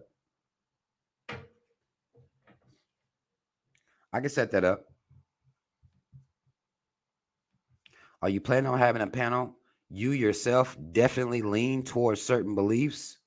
You have a way you believe Black folk should act. No, well, I don't know. Like if you listen to me, I'm talking about how I act. I can't speak to. I all I can speak to is what I've seen, how I respond to what people doing out here and things like that. As far as relationships are concerned, I can't tell Black folk how they should act. All I can say is I see what ain't working, and I think anybody should be able to do that. Hold on, let me put the link out here. Somebody said they want to come up here. Hold on 1 second. Let me see. Uh-huh. I would have to set this up. I think I'm going to have to, actually, hold on. Let me turn this on as well, so we can get some volume in here. And did it fuck up? I hope it didn't fuck up. Hold on, because this is the only way people are going to be able to hear is if I move this. Let me set it up to where we can do this. Hold on. That's not going to work.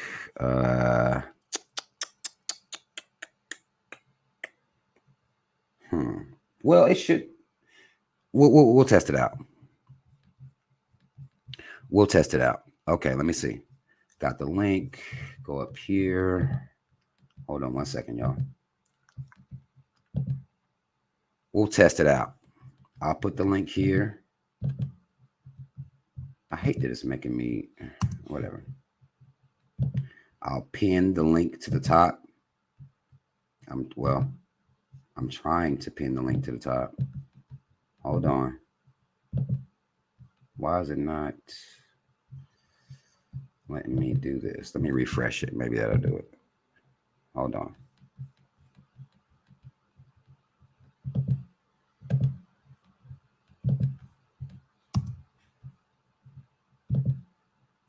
Nope. Can y'all see that link in there? Because I'm putting it in there, but it's not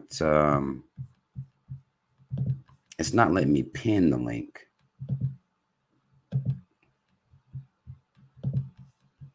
Yeah, if you got some disagreements or you think I'm on some whole nigga shit or whatever, there's the link. Anybody that's a mod on here, just keep posting a link. I don't know why it's not letting me just pin this link to the top. It normally would allow for that. Yeah, it's not. I don't know. It normally would allow me to do that. And y'all hit that like button for me if you fucking with me so far. If you could, please.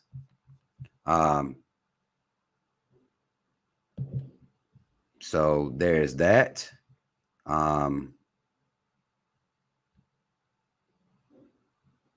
We'll do this here.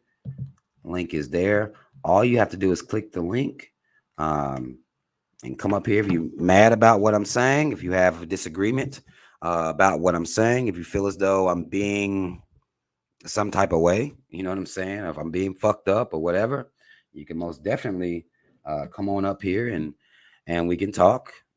I'm not upset. I'm not angry. Hopefully you don't come up here angry or upset. If you do, I will mute your motherfucking ass. I'm not gonna listen to you be mad as hell now, because I'm not your man. Now that we won't be doing that. Okay. As long as we understand it, then we should be fine. I wish you would just. I put the link up.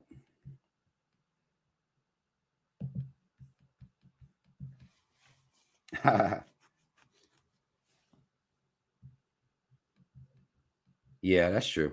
I can see that. I can see that, Lucky. Lucky B says, I think many women are insecure and only thinking about the sex part. It's more than that. And I don't think people in general are mature enough for that conversation. You are absolutely correct. That's all people. I ain't sharing no dick. Right.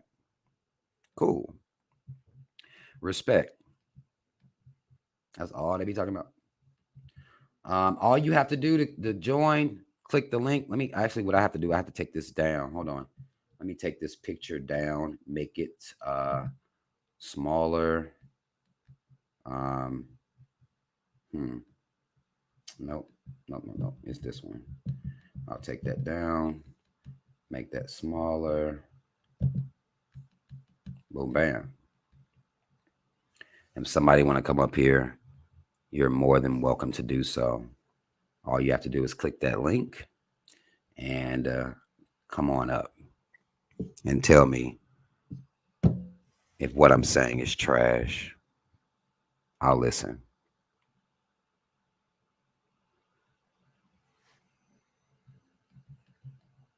I will listen.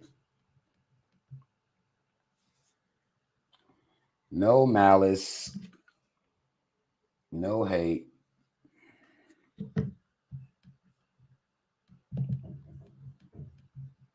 Are y'all gonna come or what? What y'all doing right now? We're gonna keep rolling if y'all ain't coming. So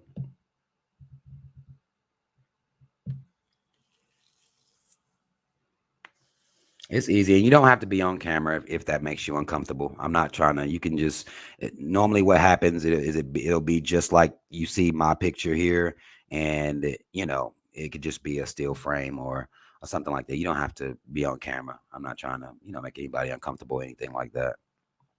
We're all set.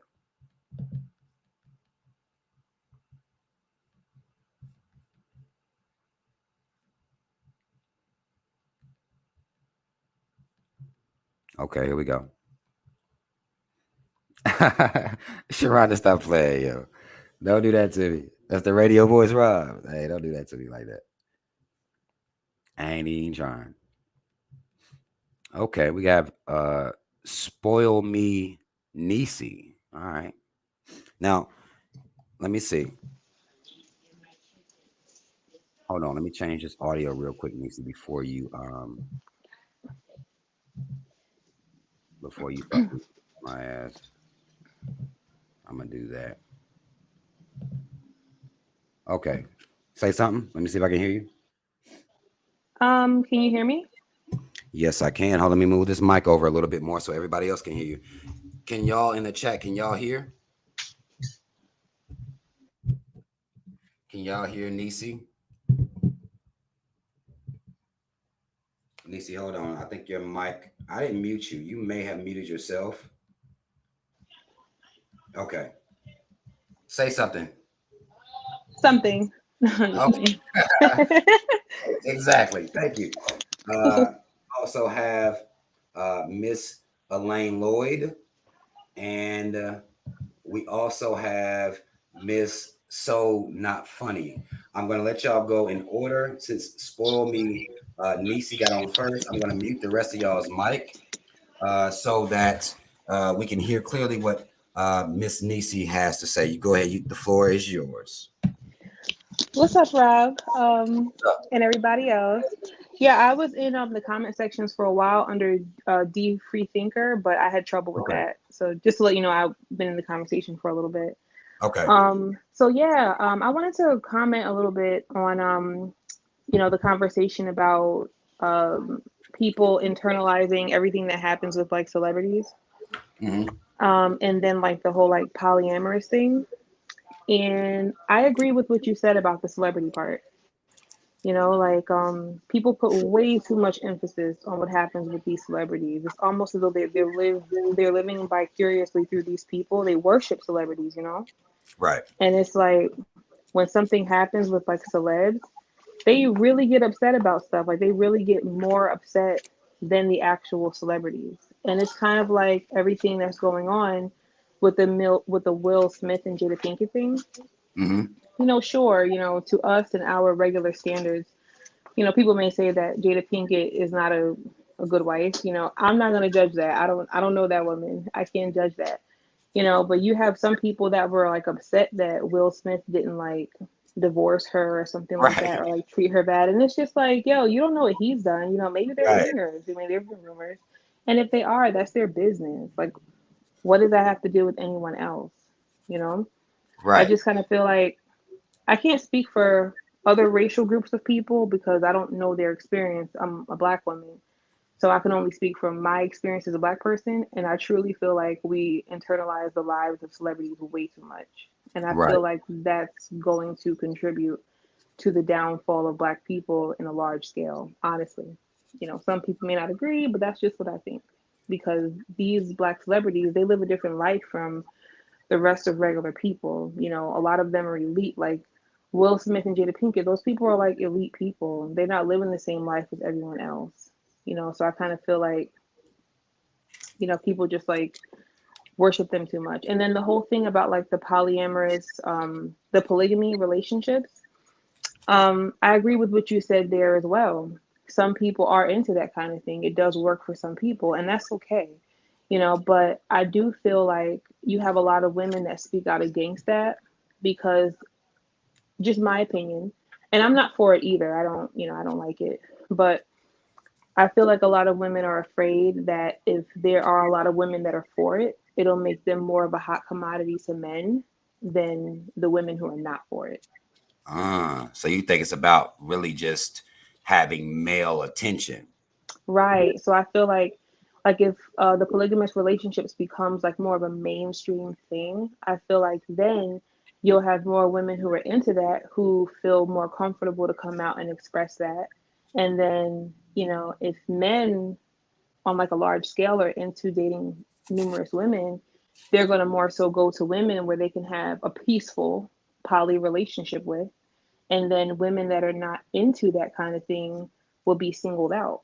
You know, those guys that want that are not going to really go for women who have a more traditional way of doing things. So I kind of feel like it's a fear that's attached to Mhm. the dislike when it comes to that. And see, I see that. I Hmm. see that. Kind of like, because I honestly feel as though, you know, there is, even though it's like a unspoken competition when it comes to women and getting men and things like that. I feel like that competition is there. So if Right. those women become, like you said, more of a hot commodity, then that would take the women who not for it. You know, it kind of brings them down Hmm. a little bit more. And they already compete, women Exactly. competing with each other heavy anyway. Let me give Exactly. Not So Funny a chance to speak here. I appreciate you for being up here. You can stay up here, but I'm just gonna mute your mic and let Not So Funny come in. All right. Okay, sure. Let's see. Let me get. Okay, she jumped off. Okay, Not So Funny. It's on you. What you got for me? Are you able to hear me? I am. I hear you loud and clear. Okay, sorry. I've never joined a live. I usually just kind of lurk. Um, I want to say thank you for letting me come up. Oh, yeah, Um, no problem. I don't want to be the person that's always contrary or disruptive to get, It's I guess, okay. the point of what you're trying to talk about. It's okay. It's okay. Do your thing. You're not disrespectful. That's all I care about. You can be contrary Um, if you want to. what drew me to some of your content is that I highly identify with the feelings that you often express of not being understood. So I think my comments, for the most part, I think you didn't understand anything I said. I'm like, what is he getting from what I'm writing? That's not what I'm saying at all. Um, but to just kind of stay on track with some of the things that were mentioned by the other young lady that was speaking, I think I take issue with a lot of the labeling of what some women's behaviors are or beliefs as being insecure. And maybe I fall in that umbrella. I don't have an issue with insecurity. I think it just is. It doesn't have to necessarily be a negative. And I think it's okay to own some of these qualities that most people maybe want to avoid saying that that's them. But in terms of these like poly relationships or women feeling like they're going to be less of a hot commodity, I think there are different calibers of men. Men like different things. There are folks that are looking for different types of relationships. I don't think it necessarily eliminates one market just because another one exists. And I think it's really flawed for women to think that they can really anticipate the movements and choices of men, because we wouldn't be hearing as much of the anger and disbelief and just unpreparedness to deal with when you get something out of a man or a relationship that you weren't expecting. He makes a movement because that's his free choice. And you thinking that if these women open up themselves, or this woman over here has her legs open, then he's going to automatically do that. I think this is another conversation that goes on online with Black men. It's like they do not all fit in the same category. Every Black man or woman doesn't carry the same types of ideas. Every man doesn't move or isn't moved necessarily by his just urges. I think it's hard for some women, like you said earlier, to believe that just because you're giving out vagina, which everyone has, it's not making a difference. Like that's not a real big. So I think I'm just being contrary on everything that's being said, but I think I just kind of wanted to join the conversation because I thought in this space and on this platform that you were speaking a little bit differently about these things than I had heard it from other conversations and YouTube channels that generally talk about the same thing. Right, and that's fair. I don't have an issue. Like again, I don't mind contrary opinions. You ain't yelling at me. You ain't cussing me the fuck out. You know what I'm saying? Like that's really all that matters. If you have a difference of belief or a difference of opinion, I don't have an issue with that. I think that we all do. Everybody has different ideas about relationships, which is one of the things that I want to bring that to the forefront. Like there is not one way to be happy, whether it's monogamy, whether it's polygamy. There isn't one way, but however people are happy, people should be able to exist and be happy in that way. That's what I believe in. Whatever it is, I don't care what it is. Woman, three men, one man, two woman, one man. Whatever the situation is, to me, it's about happiness. Overall, is it increasing the quality of your life or not? And that's all I care about. So I'm not here to judge anybody. That's why I wish we would stop, following in behind celebrities, giving our opinions about their relationships like they care. They don't. If they're happy, they're going to keep doing whatever they're doing. And I think that as Black people, we need to get much better about if somebody happy, let them be. Let them be happy in whatever relationship it is. They don't need negative commentary from the people. You know what I'm saying? Like that doesn't make any sense. Like you, I would imagine that you're not with the poly shit. You more probably like monogamy is more your lane, right? Am I right in assuming that? I think that is what I've mostly practiced. I can say that I have been a wife over a decade, and I have not, maybe it's selfish, and this is a real conversation that I had. Maybe it's selfish because under the pretense of being with a man when he felt monogamy was the only option, that I was chosen to be a wife, that under that circumstance, maybe I felt like that was I guess a stronger position to come from when I began to explore the idea of many of the women in our community don't have a strong support or a man or different things that they would like to have out of relationship. And there was a point that I looked at some friends that I had and thought, I don't think I'm any better than any other woman. I'm not a pick me or whatever these ladies talk about. And I thought, if I don't know any men, because all I know is my spouse, and I know him to be a good quality man, Would I offer him, not that I could give him away, he would have to do that.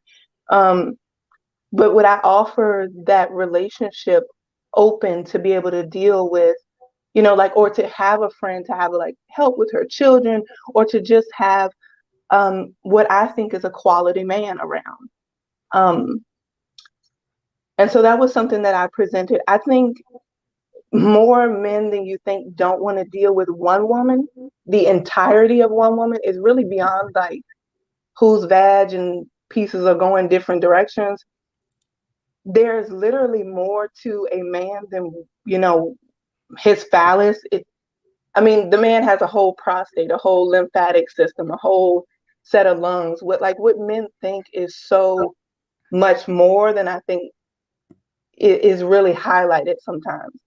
Right. And I understand it. This is why I talk about us getting along, people getting along. That's why I highlighted that. And then when we got into we was talking about boredom. This is why I talked about it. That doesn't, a lot of times it has nothing to do with sex. It's about routine. It's about sitting around arguing with somebody all the time. And that could turn you off sexually. That could turn you off mentally first, and then sexually is going to follow right behind that. So I do understand that men aren't just a bunch of dicks running around here, because a lot of men will say, hey, getting pussy ain't a problem, getting peace is a problem. You see what I'm saying? So I understand that the complaint isn't necessarily going to be a shortage of sex. The complaint a lot of time that I hear, not just from men, from women as well, is the getting along, the positive vibe, the, intertwining mentally and functionally throughout their lives. That seems to be what causes a lot of the rifts that people get into. It's not a sex thing. It's typically going to be, well, how do we get along? And let me just say this. I'm going to let Miss Elaine Lloyd come on and say something. I really appreciate you for being here. I'm going to come back to you. But let me get Miss Elaine Lloyd on here and let her get some words in, okay? Okay. All right, can I be heard? Yes, ma'am, we can hear you. Okay, I want to clarify what I was saying last night and then get into, that kind of draws into the polyamorous thing. Okay, let's go. So what I was saying last night about, I was making the point, I wasn't saying that women don't do wrong in relationships. Mm-hmm. I don't think that's true at all. I was just saying, even if the woman's doing wrong, I think men ultimately win in relationships. And the only way a woman kind of wins would be in a polyamorous thing. And like my grandfather, he had 4 wives, and my grandmother was the second wife. And growing up around that, what I saw was that it was a lot of help. Men are as needy as newborns. So wouldn't it be nice to have another woman there sometime when he's being annoying to kind of help? And like, because they just need so much constant stroking and constant attention. And whoa, so, hold on. We talking about your grandpa? We saying, are you talking about men in general need all of this? I'm talking about men in general. Like, I try to okay, so I've not been like sexually active, but I've given head to a couple of dudes, and then like they call all the time, text all the time. Like, don't you got some hobbies? Wait a minute, Elaine, you gotta slow down. Let me hold on. So you hold on. You say you gave head to some dudes, and then they got sprung, and you mad about, or you saying that they needy as fuck because you turned them out? Okay, I don't know what you're talking about, but it was only like 2 or 3 times. But like, get a text in the morning, a text in the afternoon, or what you doing for lunch? Like, bro, get a hobby. Leave me alone. So like me and my best friend, right?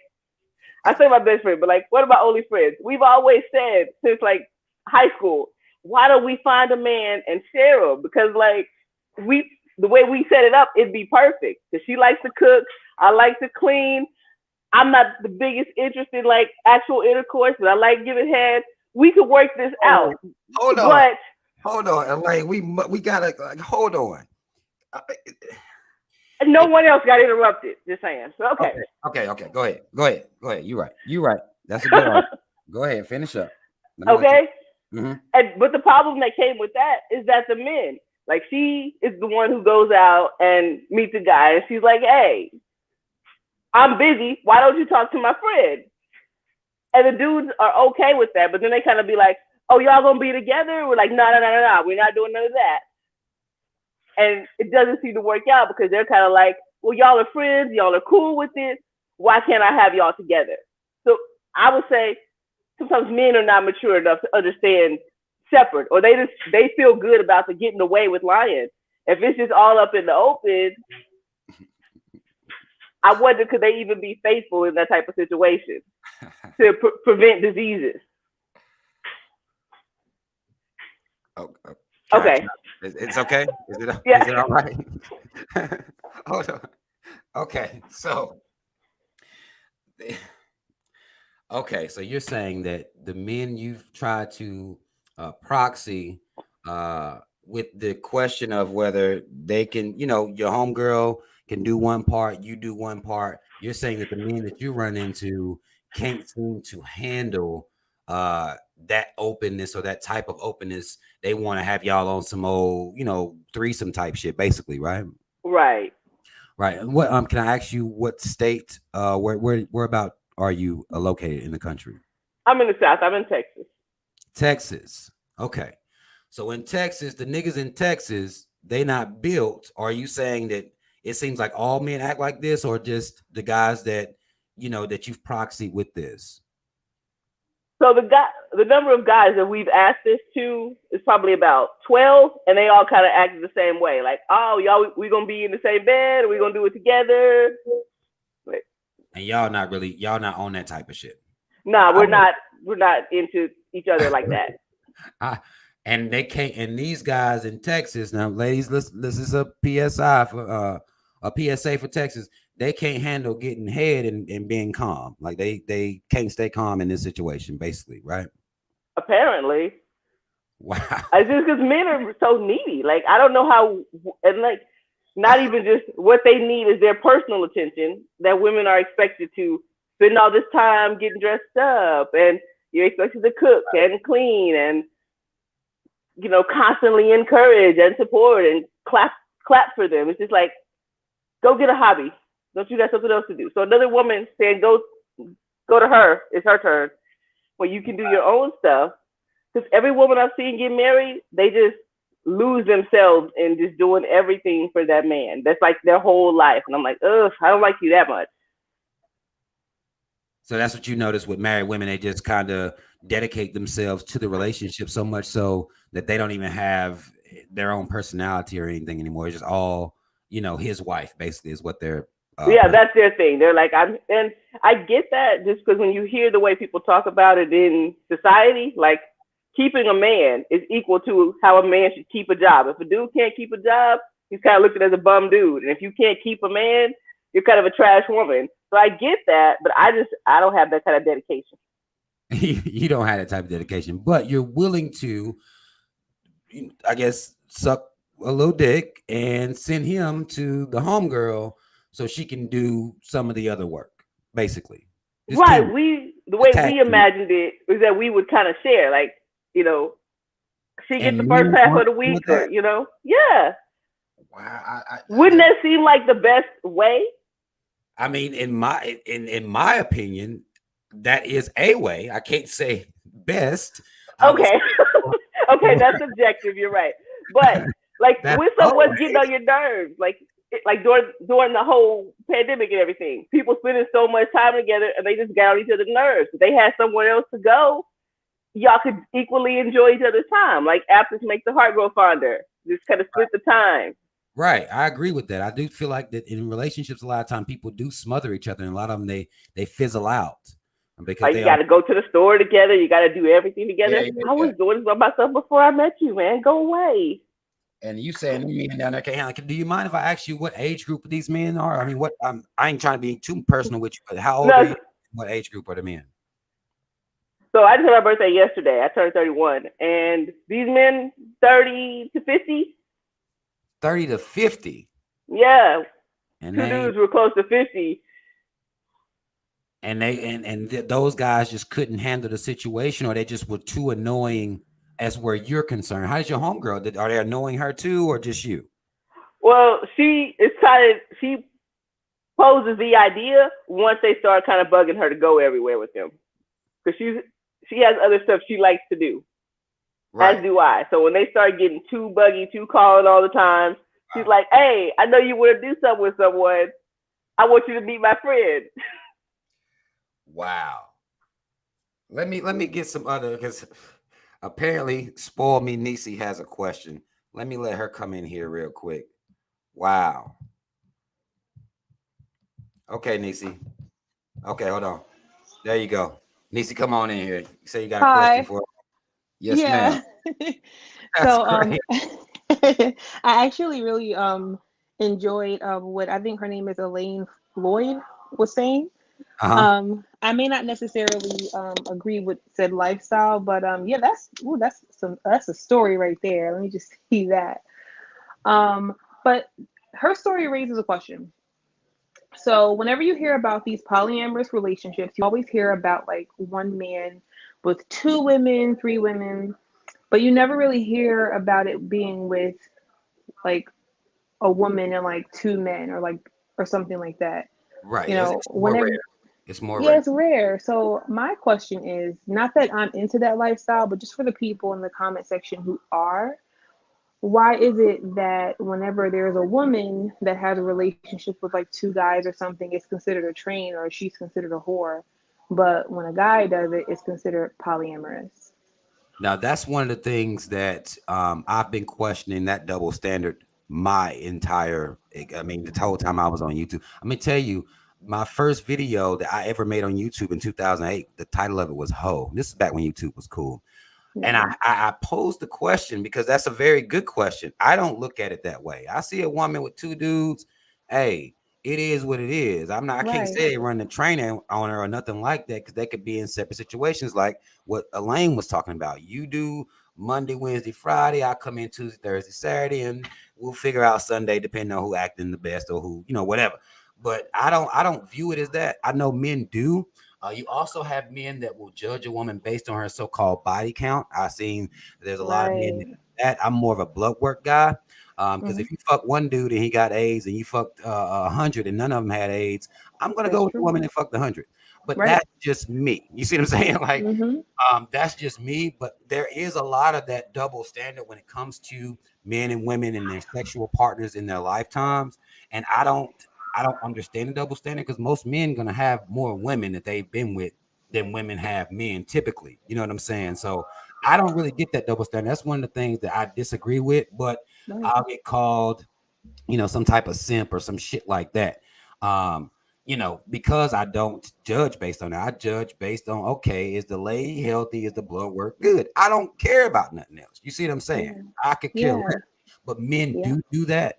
But I think that I think on both sides, there are double standards that we kind of both have towards each other when I see men and women engaging with each other. But Right. like I say, I can't explain that. I don't understand Yeah. men's logic in that. I would suggest that women just stay away from, guys who think that way, because they kind of boxing themselves in, thinking that way, and they're not really opening their mind up to the reality of it. Like I said, you can have one. You could have started out with Magic Johnson. That could have been your Hmm. first. And you could easily have had you 50 healthy dudes. And I'm gonna Yep. go with the woman who has her blood work good and her health is straight. That's how I am. Okay. Right.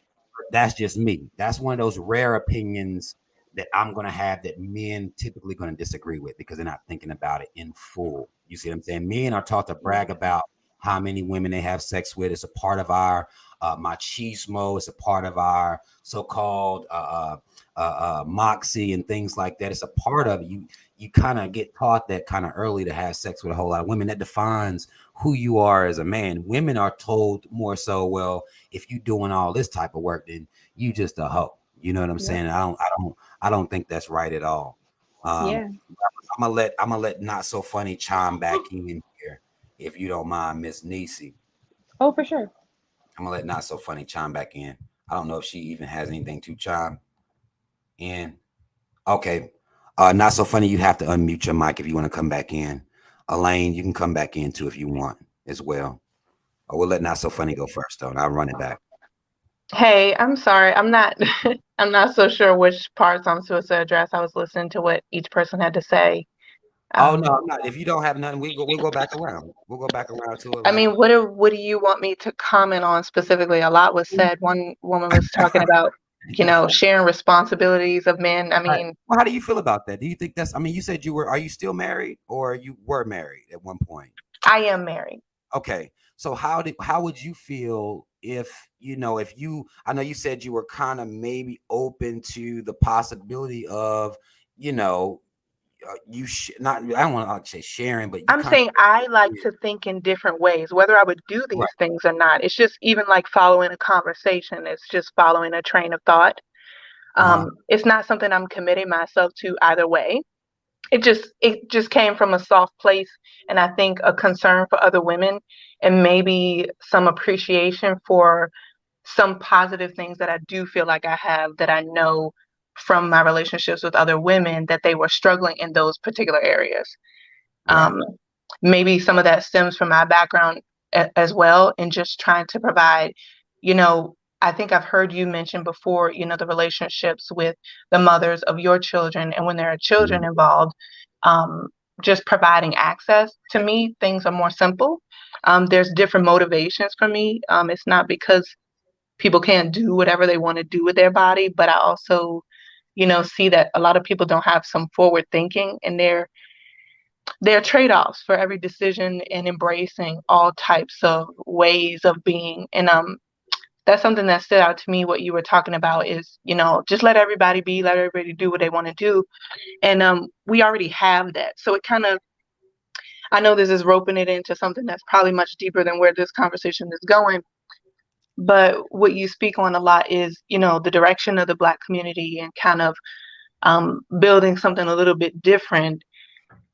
Things that function, whether it's a business or how things operate, usually function with some sort of, like they have different areas that have codes of conduct, and just ways of conducting yourself that lend themselves to functionality. I think we have a lot of dysfunction because everybody can do what they want. And I mean, I'm not as, I think you got an impression earlier when, I first spoke. You're like, I'll take it that you're this type of person. It's a little bit more complicated than that. I think I'm struggling with like how to connect more with my people. Like, you seem to be concerned about the people in the Black community and whatnot. But I have boundaries, just like I'm sure other people have boundaries. And I think there's a thin line between what I want and what somebody else wants, and how those things brush up against each other. And that creates a lot of conflict. And I guess I'm a bit more aggressive and confrontational than some other folks, and how they want to live with the way other people want to live. I mean, and that's just maybe a different conversation, but it was an interesting point Elaine had about, sharing different responsibilities of a man. I don't think this is just a concept. I think it actually goes on right now. This is why people engage with folks that are married, whether it's the man or woman. There are certain women that's like, hey, I'm not offering that. I don't cook. I'm not doing this. I'm not going to be concerned about whether you went to your doctor's appointment today. I'm not really, the mothering type. Maybe she does know that she gets bored easily. So I think women already want to do this. They kind of want to pick and choose the parts of people they want to deal with. But I think outside of sexual relationships, and everybody swapping saliva and such, you can build a harem. Like I get a lot from this platform. Like you said at the beginning, nobody's sleeping with you. I'm not sleeping with you. But I get something from listening to other men's voices, hearing their thoughts, being able to have these types of conversations. The person you're laying with may not be interested in that same conversation, but you don't have to get everything from your partner, and you don't have to get everything from a man if you're a woman, or from a woman if you're a man. You can find, not same-sex relationships. I'm not meaning it in that way, but you can find, you get different value from different relationships, whether it's work relationships, whether it's relationships with your partner, whether it's relationship with your family. So I'm thinking those terms. So like, yeah, we can all share, but the swapping of the stuff is not, I'm not really with that. You're not with that. Yeah. He can talk to somebody else, but he can't be fucking her, basically. No, I mean, he can do that too, but I mean, I can add and subtract. It's just about like you said, being explicit, like knowing what you're going into. If you're going to hire somebody for a job and they say, we need you to be here from 7 to 5, and you need to be able to lift 50 pounds, and you got to have, working knowledge of this equipment, or, just kind of have a degree in this. That's not what's happening when we build relationships. That's happening within the relationship, and it's falling apart because we don't have the proper skills, communication, that honesty that you're trying to require. You can't do that. People are not required to be honest with you. You said it yourself. Like, you lied, you went along. So you literally roped somebody into something. They thought they was getting one job, they was going to get paid a certain amount an hour. Then you switched it up on them. Yes. So that's what's happening is, he can do that. He can do whatever he wants to do. I'm all about men in their full autonomy and free will. What he does is a reflection of him. Has nothing to do with me. Has nothing to do with how I feel about it. Has nothing to do with what I want or what I don't want. I leave that completely on him. I don't even take that onto myself. So I guess in your marriage, I guess you allow your man free reign to do, I guess whatever he wants to do, and you just kind of just chill. It's not something I can disallow. You can't disallow somebody to do what they want to do. You can disallow it by taking your presence out of this. Would you leave him or divorce him for him doing extramarital, affairs? Would that be something you would, leave your husband for? I think I would lead more on a needs base, like, are my needs being met? That's something that has come up, actually something I've put in thought into. But I do think that my priorities change. It depends on the type of person you are. You hear a lot about people saying they stay for different reasons.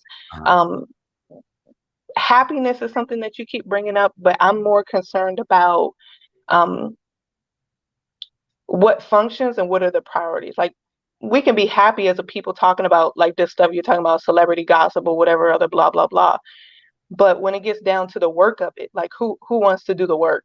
And sometimes that's a different vibe than somebody being on, well, happy, or I can do this or I can't do that. And I don't know. That's a little, everybody likes to say they have breaking points, but I've been in this long enough to know that most people are lying about that. Most people are unsure, and that you can rationalize a decision within yourself based on information they're giving you, not giving you, and just really what you talk yourself into. So I'm not sure I couldn't talk myself into anything, regardless of what he does. It just depends on what your aim is. What is my goal? Right. So you don't feel overwhelmed, like you need somebody to come pick up some of the work for you? I guess being married for 10 years, do you feel as though, you would need a woman to come in and kind of help out and kind of take some stress off you, or that's not something that you're I mean, we joked about this when we did do the holiday thing. Like, getting a sister wife or somebody preferably that won't bring any more children and, has a good job and, things that you think you can slough off on somebody else. But no, that wouldn't be fair to somebody else to just kind of pawn off the things that I don't particularly want to do. If that was beneficial to the other person and it highlighted them and their skills, then maybe that would be a workable situation. I guess I'm okay with the traditional way. That works for me. I think that works for the energy level that, in my opinion, many men have for dealing with a woman, period. Whether you're sleeping with that woman or not, I think the energy level is way lower than people like to make it. All right. Well, on what you really want to be dealing with on a regular basis. Let me let some other people come in here. Okay, go ahead. Well, Elaine, Nisi, do y'all have anything to add here? You know what? I wanted to ask a question. Okay. To me or to? I'm just asking it in general. Okay, go ahead. Because it came up with me and my friend when guys expected us to be together. Why can't a woman twist that question on a guy and say, okay, you want to be with two girls? Why don't I bring in a guy and you do some stuff with him and then watch him have sex with me? Wouldn't that be fun for you? Like, why is it just expected that a woman should be able or comfortable with like changing her whole sexual orientation because he got some fantasy. When a woman physically is more capable of satisfying two men than a man is of satisfying two women. These are facts. And I've actually I talked about, men that are kind of trying to force their women into bisexuality, so-called bisexuality, which is just really homosexuality to me. I'm not with that myself, but I'm in a small group of men who don't have any interest for having two women at a time. Like, I have no interest in that. I've tried it. It wasn't what I liked. I don't like seeing gay shit. Like, I don't like seeing like, I really don't like it in a situation. And this is full disclosure, in a situation that I experienced, when the women started engaging with each other, my dick got soft, and I thought maybe something was wrong with me at first. But then what I realized is, well, the shit gay as fuck to you. And therefore, it don't matter how pretty they are. It doesn't matter how thick they are. It's just gay to you, and you don't fuck with that. You can do them separately, but together, that's not of my interest. And I think men, unless you're going to deal with bisexual men, because some women like bisexual men. They have. Nah, I was joking. What? You said you were joking about what? No, I mean, I don't like that either. You don't like, I don't like men. I don't like seeing gay stuff at all. I don't like other women. But some women do. Like, I've talked to women that, they like two men fucking with each other. They like that shit. And I try not to judge, but I say that's some crazy shit that you into. You know what I'm saying? Like, cause I don't want nobody to be feeling like they can't talk to me. I like people to tell me the truth. You know what I'm saying? But it's some women that really that get off of that. But I think that when women proxy men with two men, to men, that is gay. But not two women being together, to them, that turns them on. It's interesting, but woman, equally gay. It's equally gay as fuck. You know what I'm saying? But some women like that type of shit. I don't know what it is. Some women like it, but when a man is asked that, it makes him be on some like, okay, no, that's some gay ass shit. I don't want a man in here doing that. Even when you watch, some people may watch, y'all into porn. I ain't gonna sit here and like to my some people. People like porn. Even when I used to watch porn back in the day, and I saw two men fucking with a chick, they was just too close. I don't give a fuck what they were doing. It was just too much for me to not think that shit was gay as fuck. So it would always be a no. I'm all set on that. I'm all set, but that's just me. I don't know what it is about, that turns some people on. Nisi, do you have anything to yeah, London, you are. Nisi, you have anything to add here? You can come in. Yes. I don't know if you can hear me. I had a question I wanted to ask you, Rob, though, like for you. You want to ask me? Yeah. Okay, what's up? What you got? Just your opinion. Okay. Do you think that men enjoy cheating for like the secrecy and the getting away with something, as opposed to just having multiple women? Because that's kind of what it seemed like. Sometimes it seemed like there ain't no reason to lie. Oh no, like that's a tough question, because I mean, when I talk to men, I get a certain version of men. You know what I'm saying? You're gonna get men that they would make it seem like they would love for all they women to get along with each other and everything like that. They make it seem that way. At least they have in my regard. Me, I would love that personally, because then I ain't got to do no whole bunch of fighting, arguing, all that shit. We can just leave all that out the motherfucking door. But then there's infighting as well when it comes to even poly relationships. There could be infighting if one woman feels as though she's being getting favoritism over the other woman. That can cause some infighting with that too. So a man has to be really careful in these situations to not be giving one woman more attention. Because there's also infighting too. And you talk to some of these poly people, they'll talk to you about that. But I don't know whether men just like feeling like they motherfucking in secrecy. Really, I think that men really feel like it's necessary. I think that they feel like lying is necessary to keep multiple women happy. You have to lie. I think that's how men really, really feel. I don't think they enjoy it as much as I guess what you may be suggesting that they enjoy it. I don't know, because it just seems like lying all the time would be hard on you Like It it'd is. be I've stress done on it. just physical stress Oh my on you God. for always lying. So it's Oh probably my God. I've done it. unless you enjoy it, like you want to play some 007. So you know. I've done it. I've done it. But it's very stressful. I liked it better. Now I didn't get better results when I became the type of man that was going to tell the truth. I didn't get necessarily better results, but at least they didn't have that on me, that where you lying, you lying ass nigga or whatever like that. I was able to. I didn't get better results. I mean, like, no, I'm not. I'm not fucking with you. You fucking with somebody else. That's my dick. Getting to that possessive stuff. But it made me feel better.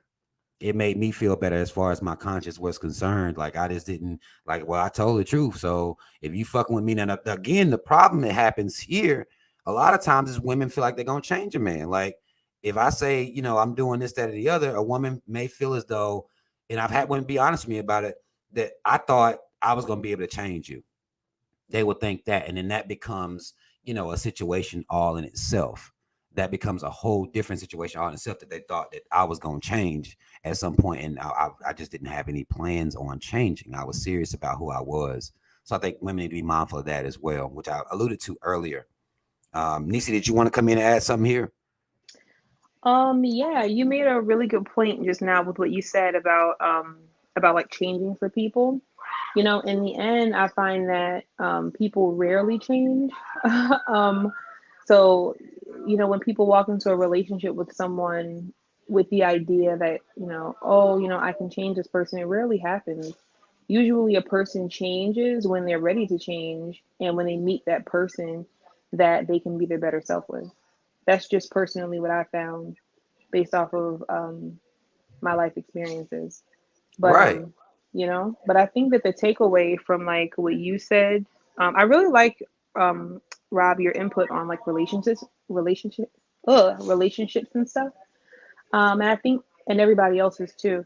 And I think the takeaway is it's just different strokes for different folks, but I Right. think people just have to be honest.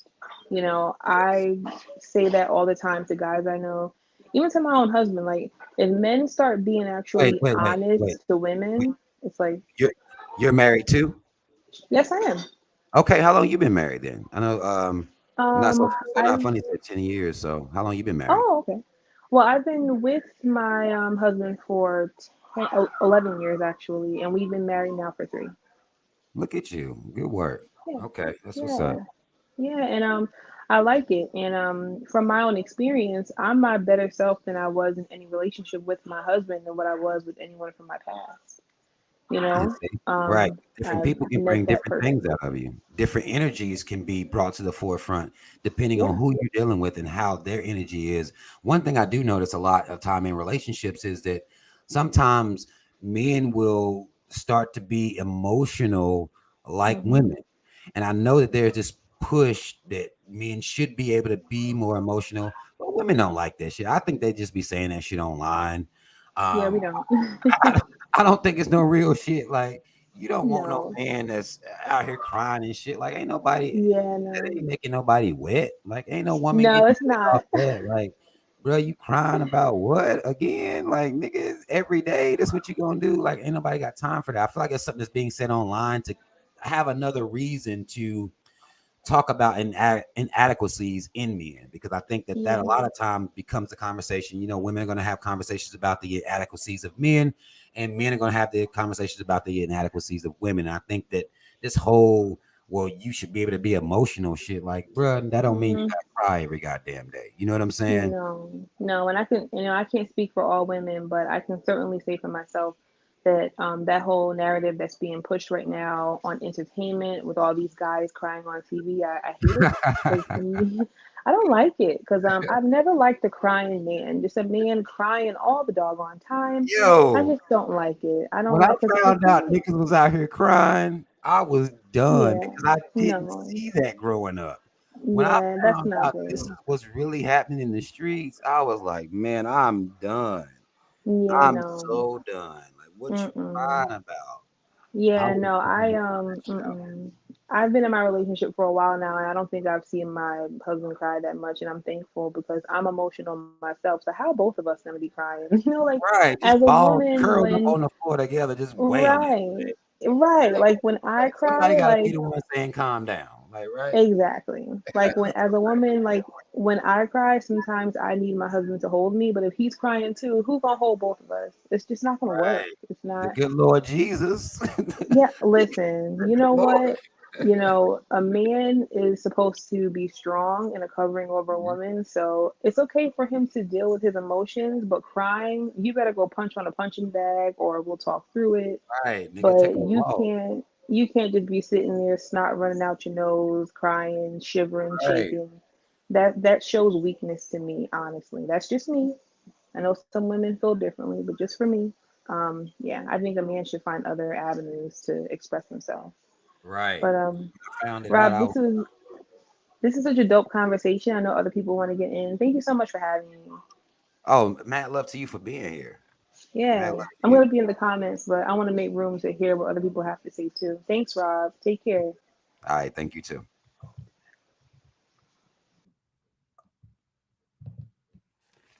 Mad love to the people or the women who came up here to engage in conversation with me. Again, y'all, I do feel like that, you know, relationships can be better if yours aren't already good or already all right with you. I feel like they can be better, but we just have to have more realistic conversations involving relationships. I think that a lot of times people get on YouTube, like I said, and they feel like they just got the code. They feel like they got the code to relationships, and there is no code. There really isn't a code. There isn't a cheat sheet. There isn't anything you can do but try to better yourself in the relationship or for a relationship. I ain't gonna say better yourself in a relationship because you should be better before. Because a lot of times we get into relationships and you end up breaking up with somebody or not fucking with somebody's no more, and you don't learn anything. You don't get better. You just take the same bullshit to the next person. And I think that there should be time for us. If you're going to be involving yourself in relationships, then we need to be getting better through relationships throughout to the next one. You should be bettering yourself while you're by yourself. I think a lot of times people are, bettering themselves while they're in a relationship. And by the time you get it right, a motherfucker might be fed up already. You know what I'm saying? Like it's already over. It's already done with. And that is a mistake that we make. We want to go through the relationship correcting ourselves when we should be doing that work alone. A lot of work that needs to be done is self. You have to realize who you are for yourself, by yourself.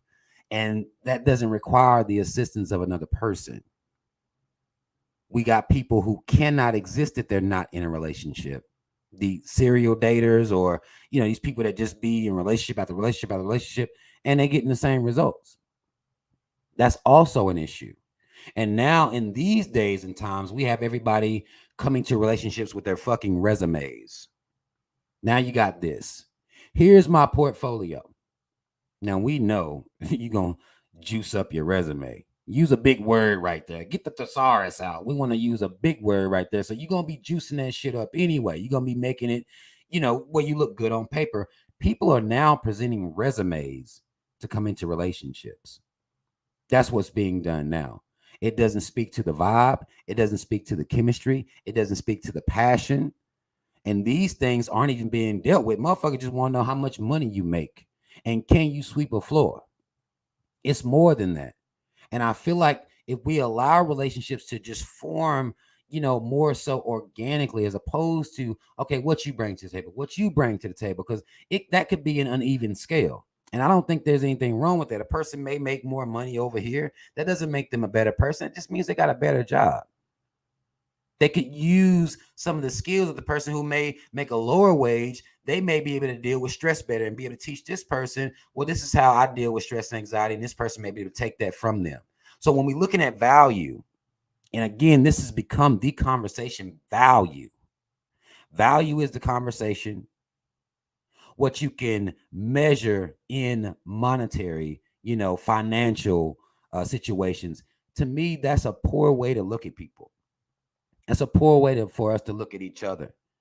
And that's what I'm seeing happening now, to where, like somebody alluded to earlier, that money equals love, and we should know by now that it doesn't. So you can make six figures all you want to. That doesn't mean you're going to be happy in your relationship. That's not going to be less issues that you have in your relationship if you're a fucked up person. It doesn't matter about all of that. But that's what I'm seeing happening now in these conversations. It's about money, about what somebody does for a living. And I've dealt with women that made a lot of money, and it did not make them better people. They were still aggy. That doesn't make you a better person. A lot of guys are falling under this illusion, and it's making them angry because they're like, hey, I'm making the money. I thought y'all wanted money. Like, well, you lame though. You're annoying though. You have characteristics that come off as corny.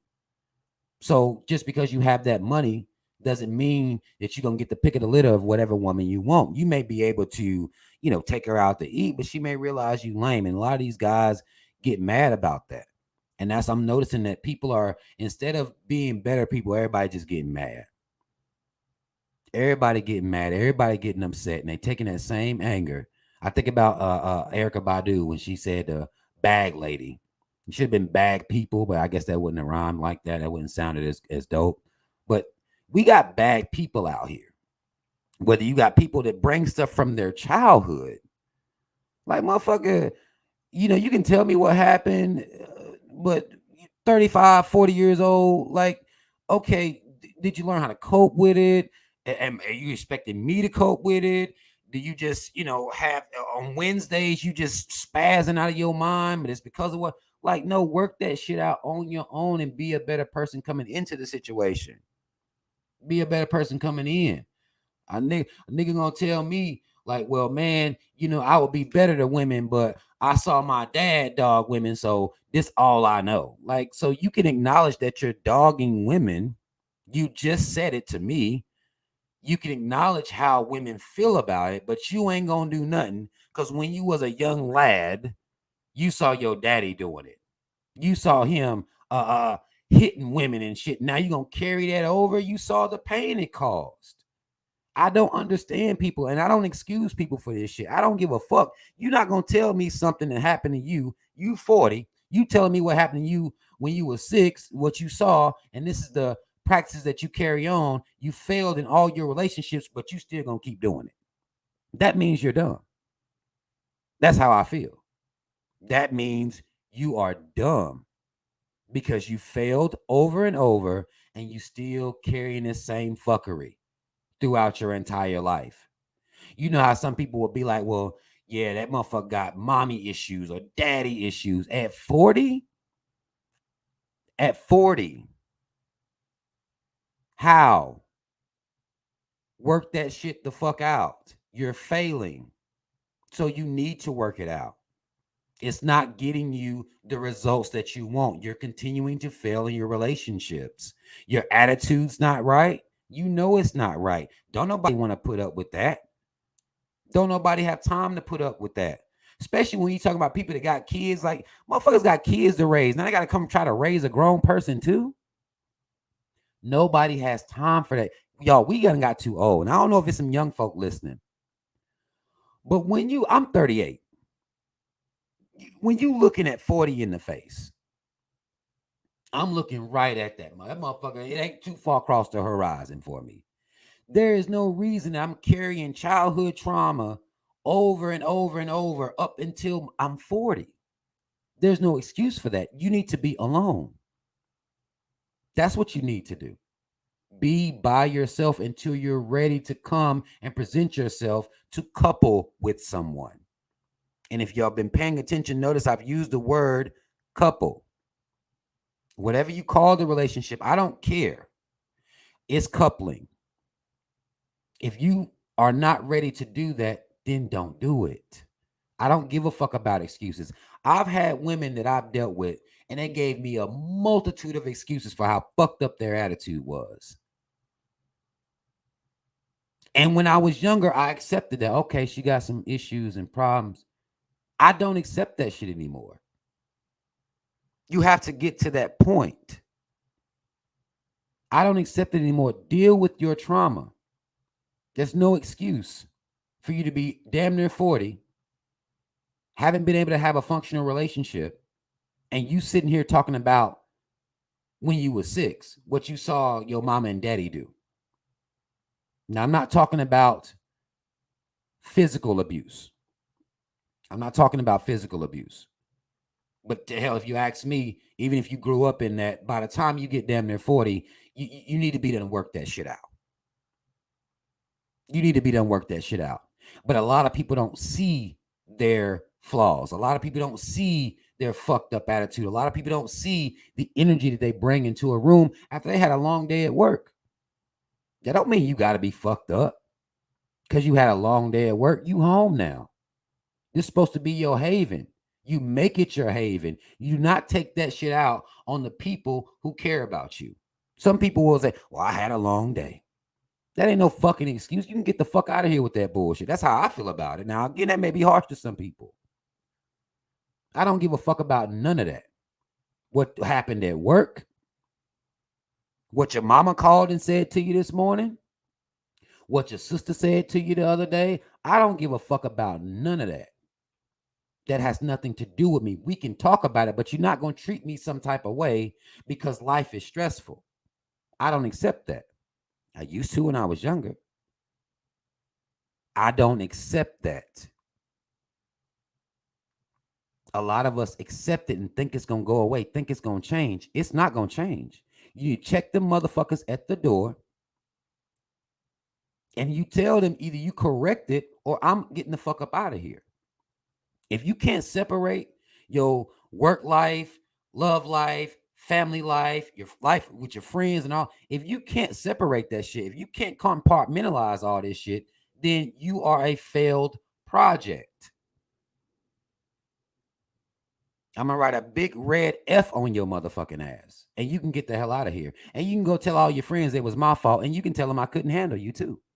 You can go tell them all that shit. Because a lot of time our peer groups don't do us any good. Because they facilitate the fuck shit we be on. They facilitate it. They pardon it. They facilitate the fuck shit we be on.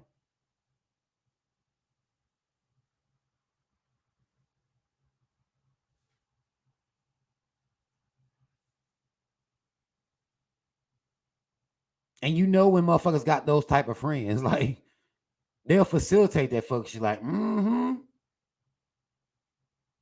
sure told him. Well, you need to go lay with that motherfucker. Oh, she got a man, huh? She got her one. You running yours away. The same attitude you have may not work for every person. The same attitude you have for one person may not work for every person. You may have to adjust. You may have to make adjustments. Where you may have been able to get away with yelling and screaming at a motherfucker over here, they took that shit or whatever. They may have suffered in silence with your ass while you were doing it. Somebody else gonna check that shit at the door. That doesn't mean they can't handle you. That means you need to lower your motherfucking voice. Nobody has time for that. Nobody wants to hear that shit.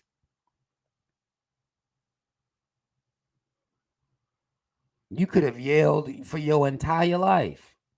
You may run into a person that don't want to hear that shit. Calm the fuck down. I don't hear you no better when you yelling.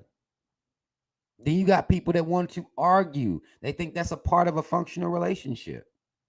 Arguments.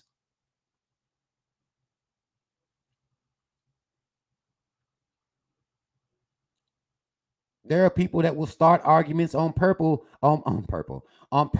just to see what you gonna do.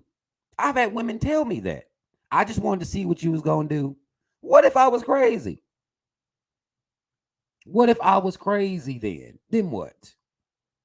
What if what I did was run your ass over with a car? I just wanted to see. I don't give the reaction that's expected because I'm not extra or dramatic. And I just wanted to see what you was gonna do. Now I see that you don't really care about me. Like, wait a minute, you set me up. Like, wait a minute. You set me up to test my level of care, and that's okay. And you think you tested me and I failed, but you passed. Your ass is crazy. Playing childish ass games. People do stuff like this. People do stuff like this. Let me put this on the screen. I'm going to deal with this. People do stuff like this. And they think it's okay. They think they won. No, something's wrong with you. Nisi says, most women want an alpha male. Those men have low tolerance for the nonsense. Easy way to destroy a relationship indeed. Now, for some of you that may have caught my relationship videos, I believe that women wanting an alpha male is a fallacy. I think women want an alpha male in certain areas. A lot of times, an alpha male, what he's going to do is check behavior. There are a lot of women out here that don't like to have their behavior checked. What they will do is make excuses for the behavior instead. Well, I act like this because of this. I had to do this because of this. An alpha male ain't going to want to hear that shit. Either you fix it or I'm getting the fuck out of here. Either it ain't going to happen no more or I'm getting the fuck out of here.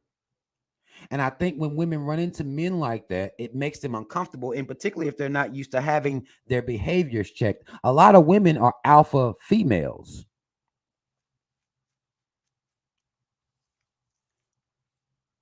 In which case they ran through their life being a boss, being the boss. They were the alpha female in their pack of friends, their peer groups. They were the leader in those situations.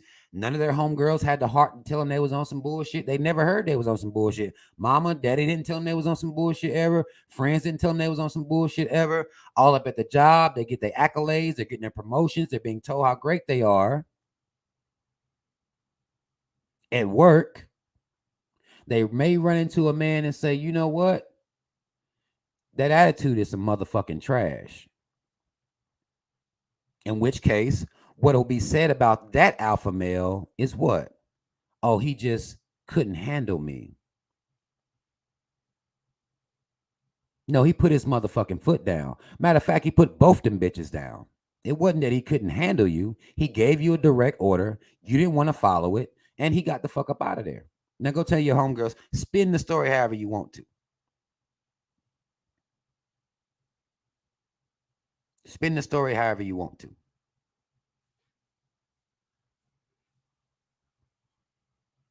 A lot of women are running into alpha males, but he not taking the bullshit, and thus he get called a beta because he not taking the bullshit. You have men that are alpha males get called beta males because they're not taking the bullshit. Oh, he was just a beta ass nigga. He couldn't handle me. Okay. That's happening out here. That's really happening out here. When you refuse to take the bullshit, what'll be said about you is you couldn't handle it. That's what'll be said. London Link says, well, Dad would, but he probably didn't come back with that milk yet. That's one of the main problems. You're absolutely right. But I'm going to tell you what I noticed as well. I'm going to tell you what I've noticed. And I've seen different dynamics. You have women that have fathers in their lives, but sometimes those fathers that be in their lives be toxic. Sometimes. I'm not saying this is all the times. So a person's presence, a lot of times it doesn't really mean much. And sometimes fathers facilitate this daddy's little girl mentality where you got a spoiled grown woman. You tell her no, she losing her motherfucking mind. Because that's daddy's little princess. I've had both. I've had women that didn't have no daddy that acted better. I mean, we're using this terminology, that didn't have a daddy growing up in their lives, that were more functional than women who did. Because I couldn't facilitate the whole, I have to say yes to everything you say, or you have a hissy fit of some kind. Because daddy always said, yeah. You see what I'm saying?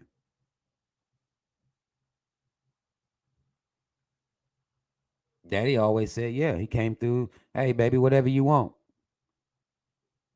So sometimes the presence of a dad creates that.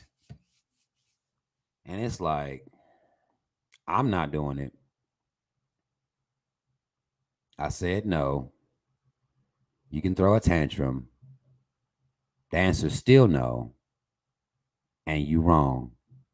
Call your daddy.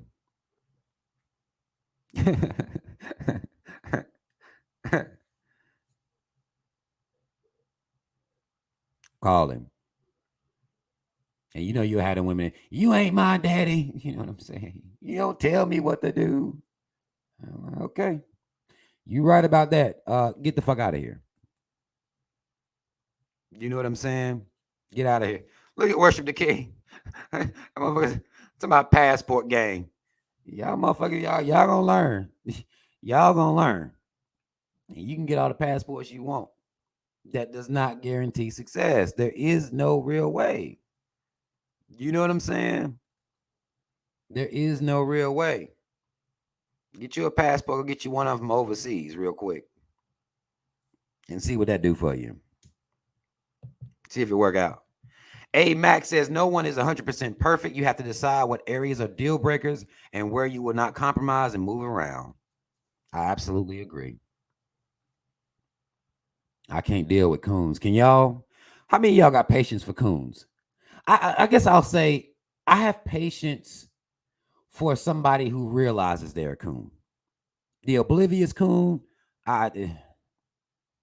boy, and I done seen some, boy, I done had some really beautiful women proxy me for my services. And if they're not open, because a woman may say some coon shit, right? I'm going to check it. Okay. She may be insulted by me checking the coon shit she said, and I'll do it in jest. It's not a matter of, cussing a woman out or nothing like that. Like, well, that's some coon shit you on right now. The oblivious coon is the worst. This is the worst person you can deal with. Just oblivious coon. It's just the ones that just don't want to go in that direction. Sexy, thick, everything you're gonna like aesthetically. But then when the conversations, and it's like, oh my,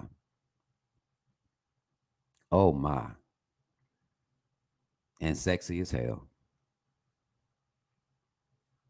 But when you start having these conversations, you will realize who people are. And I know women are dealing with this too. Because men aren't on no less coon shit. Like y'all know 99%. So, black women are running into coon ass niggas too. And it's like, I would take me out to I ran into a coon. This nigga a coon. Like, you know what I'm saying? Like, I'm like, what the fuck? And he wouldn't even be open to you putting him up on game. Nope. He ain't trying to hear it. Like, you gotta be willing to at least engage in the conversation to help you see and look at things a little bit better. That's a deal breaker for me. A woman ain't even willing to listen, and you'll have women that take pride in it. I ain't listening to no man. Okay, cool, coon then. Coon it all the way up, and find you a coon. They're not hard to find. Again, this is 99% of black people, right? They're not hard to find. It's not hard to find a coon. You need to get you one of those. I don't care if you're telling me how fine you think I am. That don't mean shit to me. It sounds nice, but I could give a fuck less. That doesn't mean anything to me. I don't need my ego stroked in that way. Doesn't mean anything.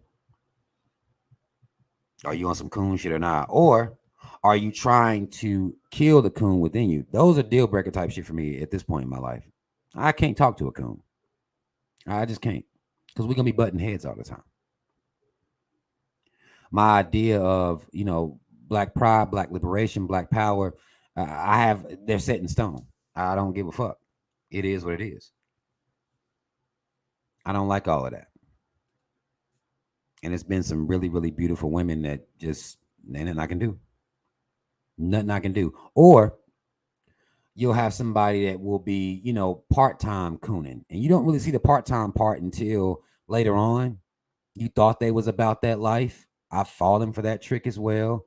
You thought they was about black empowerment, going in about, these caves and how they be acting. But then lo and behold, it was a game. Caught me slipping.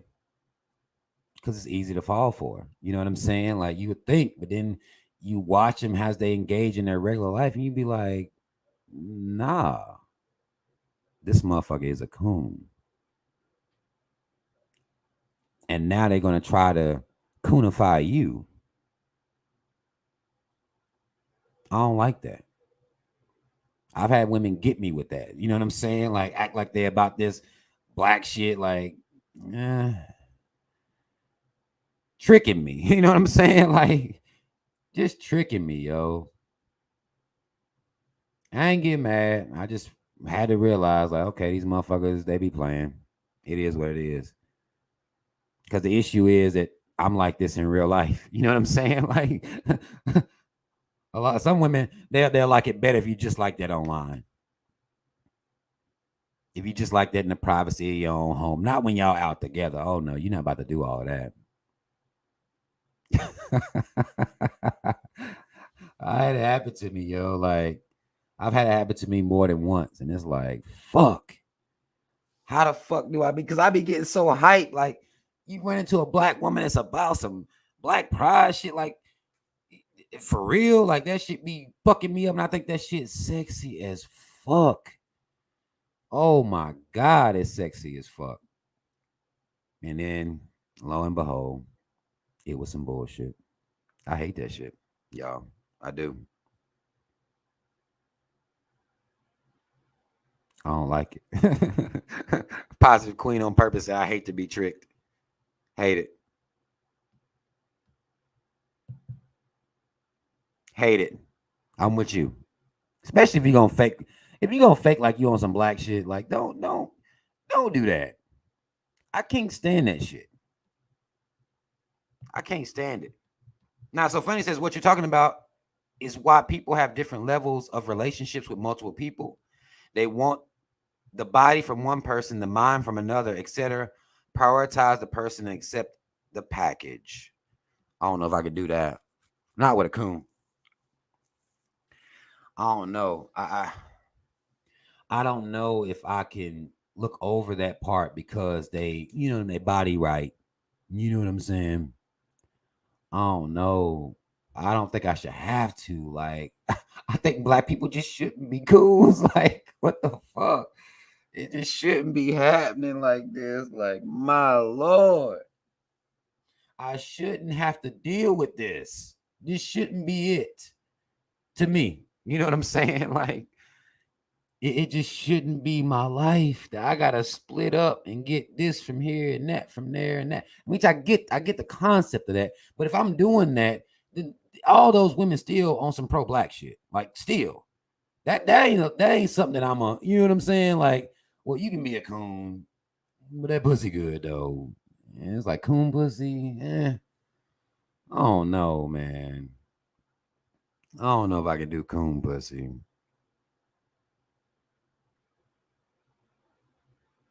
I'm not saying coons don't got good pussy. I've had coon pussy in my day. But now, coon pussy, I don't want it. Coon conversation, conversation. I don't really want to. I don't want to eat with a coon. Like, I don't want to do none of that. I don't want to do none of that. You know what I'm saying? Like, and that could be fucked up. You know what I'm saying? I could have you know, I can have it fucked up in the game, man, but I can't with coon. No, I can't, man. I can't do it. And shout out to the people that can. Shout out to the people that can. I just can't. Like little furry, you know what I'm saying? Coon pussy. Like I'm all set. I don't even want head from a coon. Like I'm all set because it might get on me. I don't know. I just no. I can't do it. I can't do it. I feel the same way about women that want to argue all the goddamn time. I can't do it. I can't. It's just something about it. Like, what in the fuck? I can't do it. This just how I am. You accept me? Like, no, ma'am. I'm not accepting shit. You can get the fuck out of here. And thank you for, thank you for coming, but you can leave. I can't do it. I can't. I can't do it at all. Ryan Jordan says, have you ever been with a non-American black woman, Robert? I have. I've had that experience. I'm gonna tell you the thing that's interesting about that is that the assumption is a lot of times people act like, well, if a woman's not from America, then she's better, better than Americanized, westernized women. And I haven't, I don't know about that. You know what I'm saying? Not saying that that's what you're saying, but I know that men act like that sometimes, and that it's not true. Again, the cultures be different. They may be more, maybe less argumentative, and that's just maybe on that. It's not guaranteed though. It's really not guaranteed. They can have some personality flaws or be too submissive. Can't make a decision. I had this one girl I was fucking with. She couldn't do anything.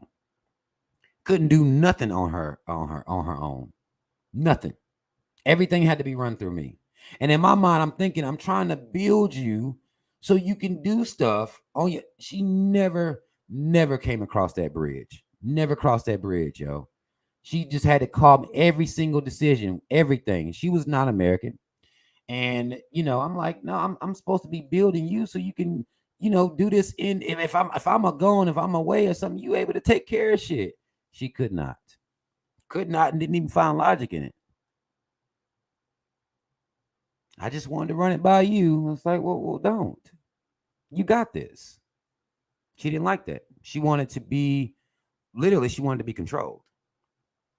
I don't like all that. You know what I'm saying? Especially if you got kids already. Like, I gotta do this for kids already. Like, I don't like all that. So what I'm gonna do is I'm gonna try to give you the skills to where you functional. And I gave her time. Like somebody was talking about a trial-based period. I gave her time, but she never wanted to come around. So I said, well, I'm getting the fuck up out of here. I'm getting the fuck up out of here. I couldn't do it.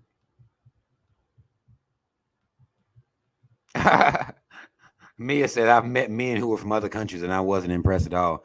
Boy, it just depends. Like we think that, but it's not true. I've met American black women that were amazing women that weren't from other places. Their culture wasn't, deep in, Haitian or Jamaican or nothing like that. They was from here and they were amazing.